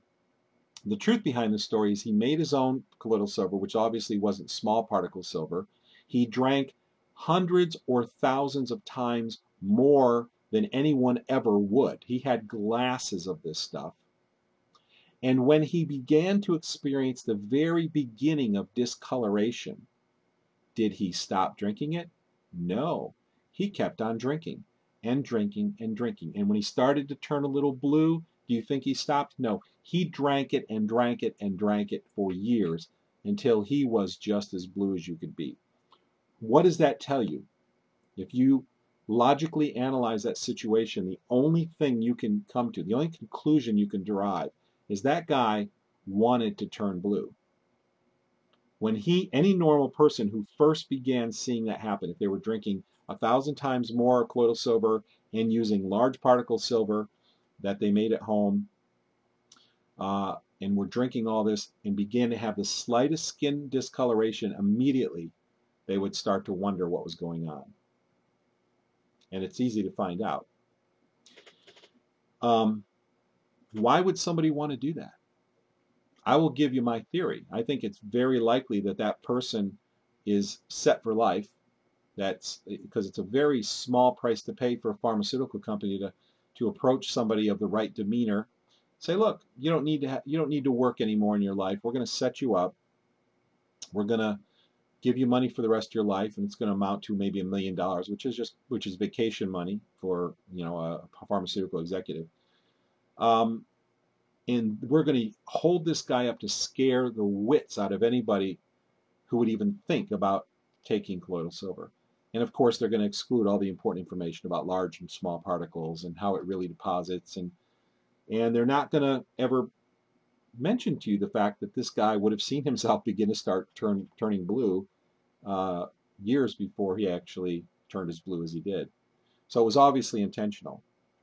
Now, along those same lines, when we're looking at this video, we have to ask ourselves a few important questions.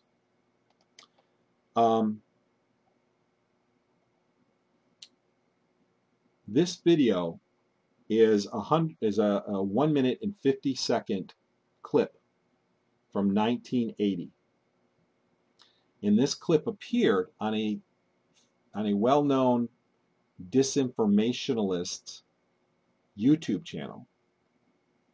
This video is perfect quality. It has no artifacts of having been transferred to any home VCR. When you transfer or you copy video to a home VCR, you have artifacts that will appear on that video. This video has no artifacts that I can see. It's a perfect representation of video quality from that era. There are no artifacts. What does that tell us? That tells us that this video must, from 1980, okay, over 30 years ago, this 30-year-old 1 minute and 50-second clip from the news that magically appeared on this guy's website, having no video artifacts, must have gotten there from a direct source. It must have been digitized from the masters. Now, that's not to say that there aren't ways to transfer video where you can get high quality reproduction.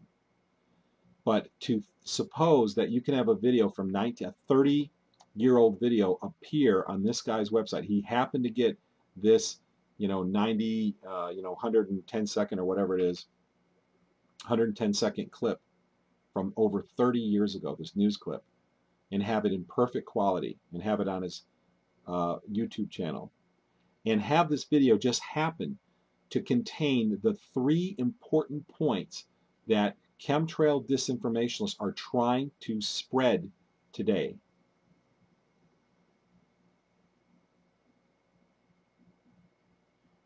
This is highly suspect.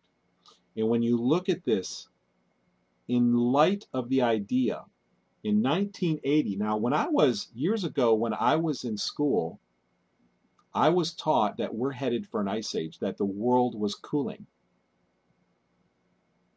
Yet in this video, they seem to allude to the idea that this cloud cover is beneficial in the opposite way.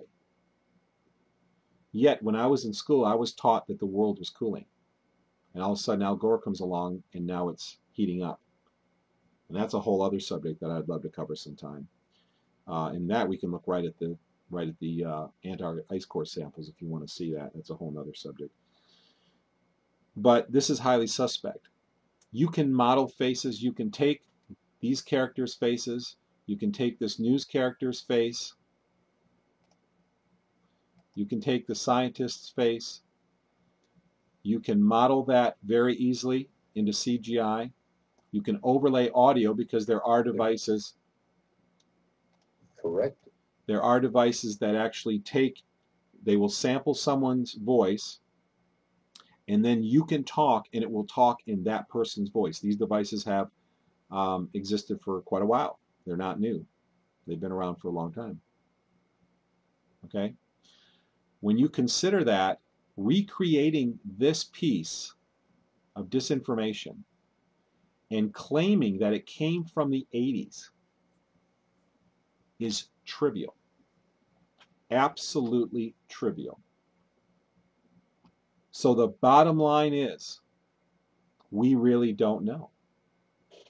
It's awful coincidental that this perfectly preserved clip with no video transfer artifacts appeared on this guy's YouTube channel, who happens to be a YouTube disinformationalist, over 30 years after it was recorded. And it's very much coincidental that this video is pushing the very points that they're trying to push today. You can look at this video about geoengineering. You can look at this video and see it's a primer. It's a primer. It's perfectly conditioned disinformation that fits today's scenario. And on this person's website, he posted this video. This disinformationalist posted this video. And also has a couple witnesses that claim to have seen it. What I call is overcompensation. So you're telling me you have a couple people that you're putting next to this video on your website just to drive the disinformation home, to drive the lie home, saying these people remember seeing this 110-second clip, this less than 2 minutes, over 30 years ago on the news. Really. 2 people remember seeing that when it originally aired. And they remember it. You know, the bottom line here is that with today's technology, you can't take anything you see on TV for granted. Special effects have gone beyond the ability for humans to perceive it, so that you really don't know.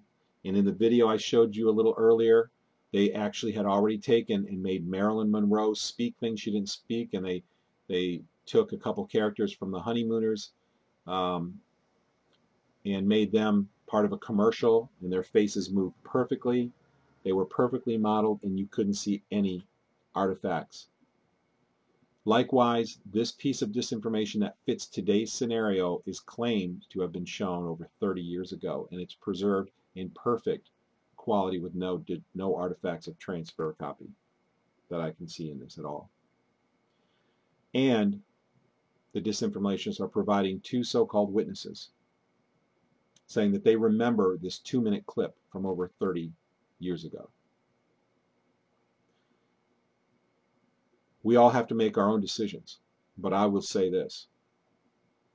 I smell and taste chemtrails. I've watched the sky all my life. I've lived on military bases. I took flight lessons. Our family owned a couple planes when I was growing up. I knew a lot of people who flew. I knew a lot of pilots. Driven across the United States, watched the sky all my life, collected pictures of jets, rockets, airplanes. Had friends who did the same. I accumulated a large collection of these pictures. Had family members who jumped out of planes in parachutes. A family member who is an airborne ranger who's jumped out of planes thousands of times and was actually on a skydiving team and would skydive in public events. I've gone up at Zephyr Hills drop zone and also at a drop zone near Fort Hood, Texas. I used to go to the Zephyr Hills, Florida drop zone and watch them parachute. It's really pretty wild to see.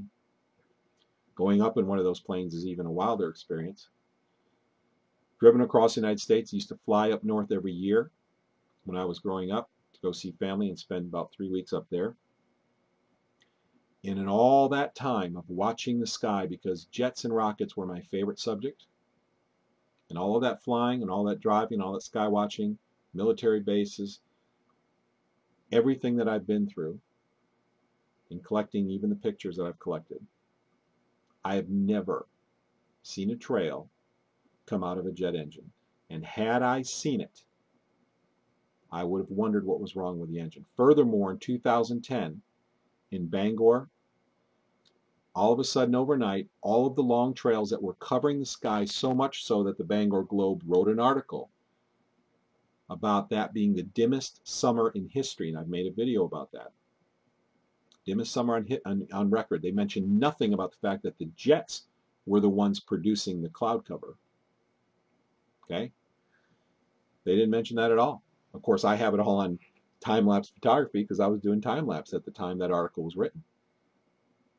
And that time-lapse is being posted on the YouTube channel for Global Skywatch, by the way.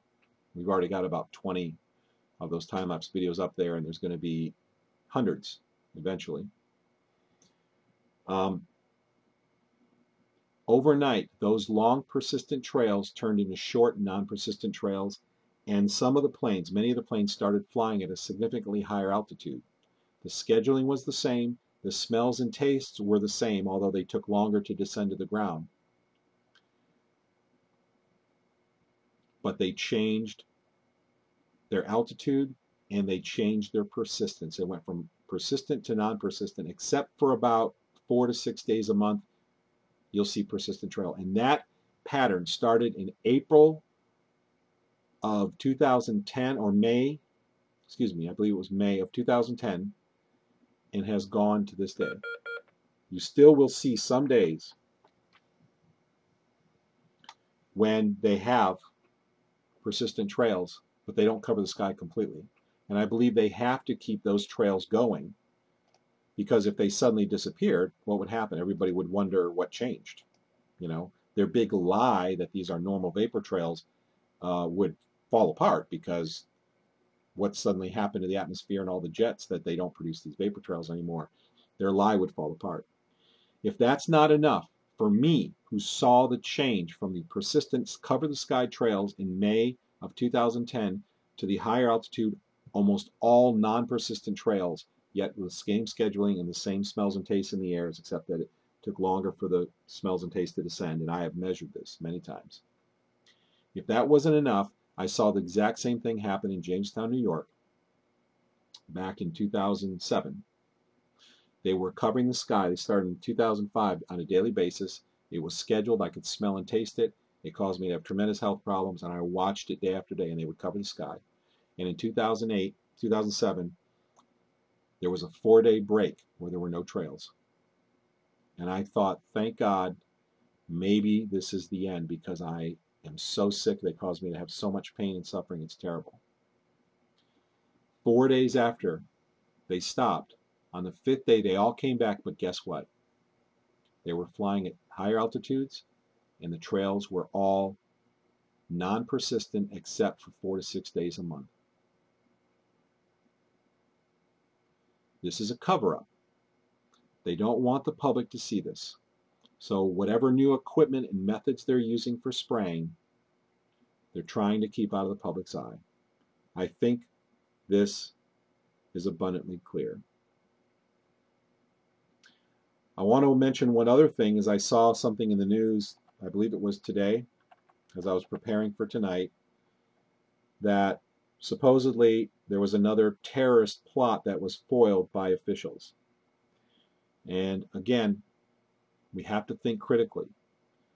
What a convenient way to induce fear in the public without having to actually go through all the trouble and the expense of carrying out an attack.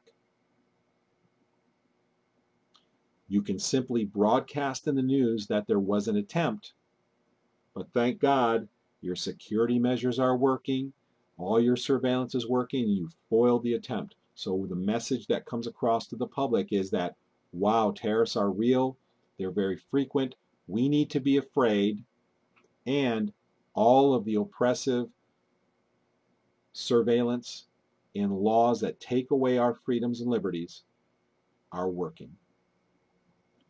What a very inexpensive way to get those ideas across to the public if the public, or at least to those members of public who don't understand that news is made up as whimsically as any fairy tale that needs to be spun to try to convince someone that something is either true or not true. I've seen it myself. I've seen the lies on a virtual daily basis coming out of mainstream media because of the unique positions that I've been in, and therefore I have a deep sense of responsibility to tell the truth about it, because I personally am sick and tired of the pain and suffering that I've gone through and that I've seen people around me go through, and I am very distraught that I've seen so many dozens of people die of strokes, heart attacks, aneurysms, and cancer. I call them the big four from chemtrails. In the last several years since 2005, I was keeping a list for a while and I stopped. There were so many. I actually had someone write me an email saying, my God, what is going on? Why are so many people dying? And incidentally, the very next year, for that almost the entire year, the spraying intensity backed off somewhat. This is the reason for surveillance. Because if you're trying to sell a lie, there's nothing more effective than to know and understand how well it's working and what your opposition is believing at the time.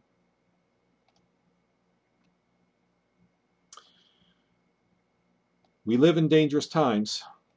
I appreciate everybody who stuck around, and I know many people will see this video over time. And I'm so glad and so thankful for all the people who are out there telling the truth about geoengineering. For all those people who can smell and taste it, do not be afraid to tell your friends and neighbors that you smell and taste it. And I know you're not, because you're out there telling them. Everybody's sense of smell and taste are dramatically different. Some people have very sensitive senses. Some people have normal senses, and some people have very dull senses. It's not like the sense of sight, where everybody is much more similar. Believe me when I tell you, the stuff that's in the air is there 24 hours a day, 7 days a week.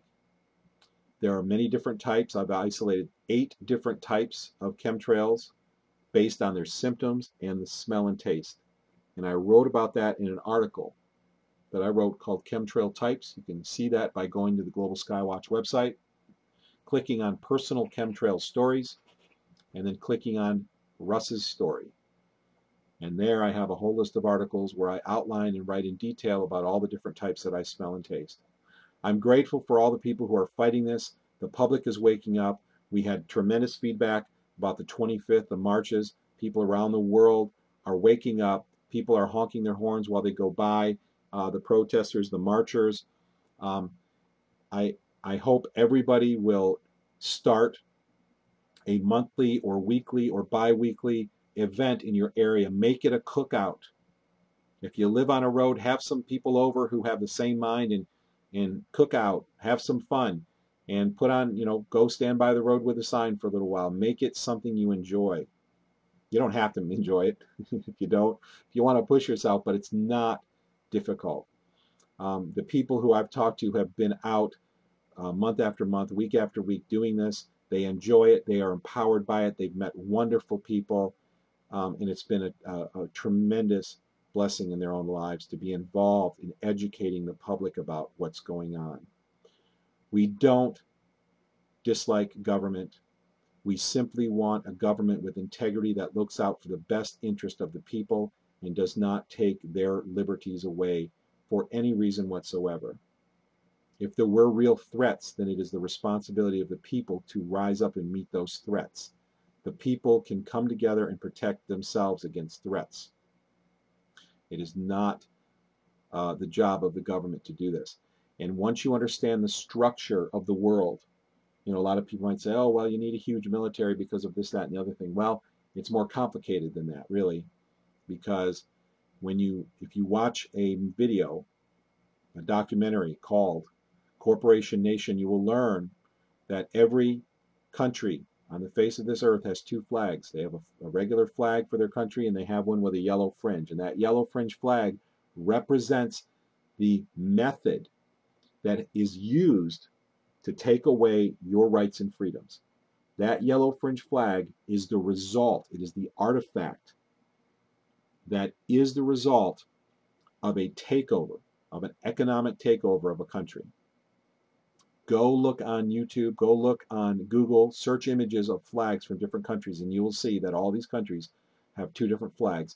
In many of the parades you see people marching, you'll see the yellow fringed flag. If next to the courtroom, if you're in a courtroom next to the judge, you'll see a yellow fringed flag. In the DMV, the driver's license office, in the tax collector's office, you'll see the yellow fringed flag, because when you're in that building, you're in that venue.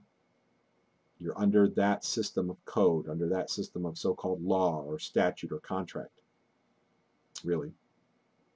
When you're outside the building, there'll be a flag without a yellow fringe flying almost all the time, and it's different. So all these countries have already been conquered. They've already been economically taken over. And once you understand the structure, watch Corporation Nation. This will give you a big boost in understanding how this works. It's on YouTube for free, the Corporation Nation. And once you start understanding the way things have been consolidated and structured, and that you've been lied about these things, and you see documented evidence, don't be afraid, be empowered. And take care of yourself, take care of your family, and take care of each other.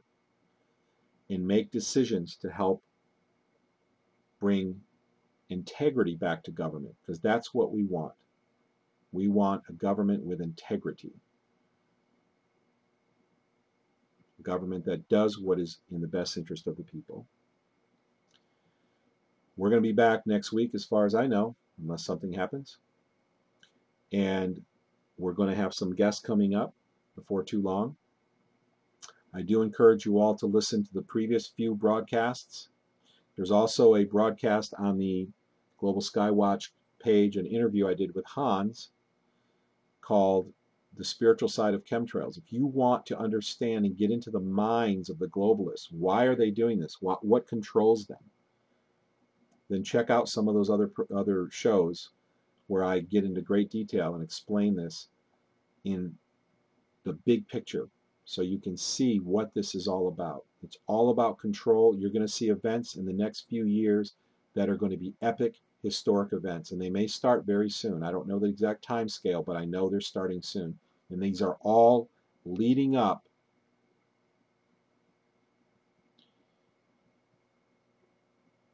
to something really big. Go back and listen, and in the future I'm sure we'll get into more detail about this also as people want to. But I really appreciate you all listening. This, again, didn't turn out as short as I wanted it to. I did skip a little bit of material to try to save some time. But please have a good week. If you don't have marches and protests going on in your town, and you need some flyers, geoengineeringwatch.org or globalskywatch.com can help you get some flyers in your hands. Pass them out, put them up on bulletin boards, step outside on a busy street and hold up a sign for a few hours and chat with some friends. Make it a nice social time, and those people passing by will see those websites and those signs.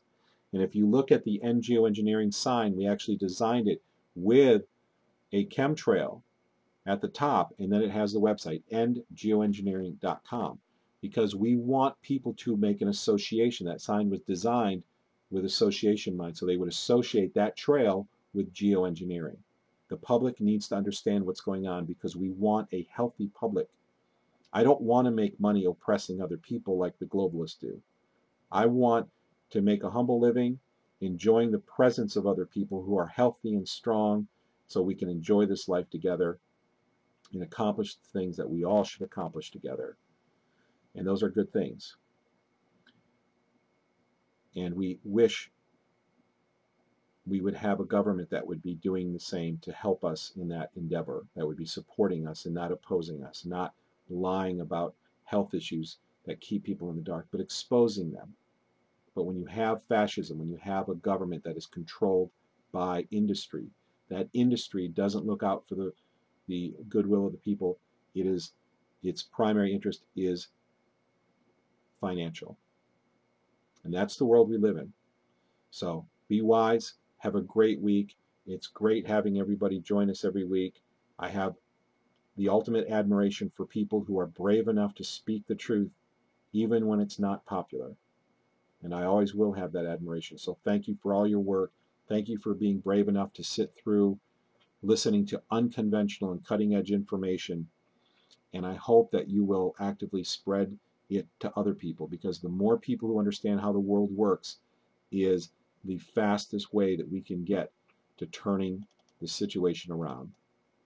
We'll see you next week, every Monday night, 8:30 p.m. Eastern Time, 5:30 p.m. Pacific Time, globalskywatch.com/live. We'll see you next week.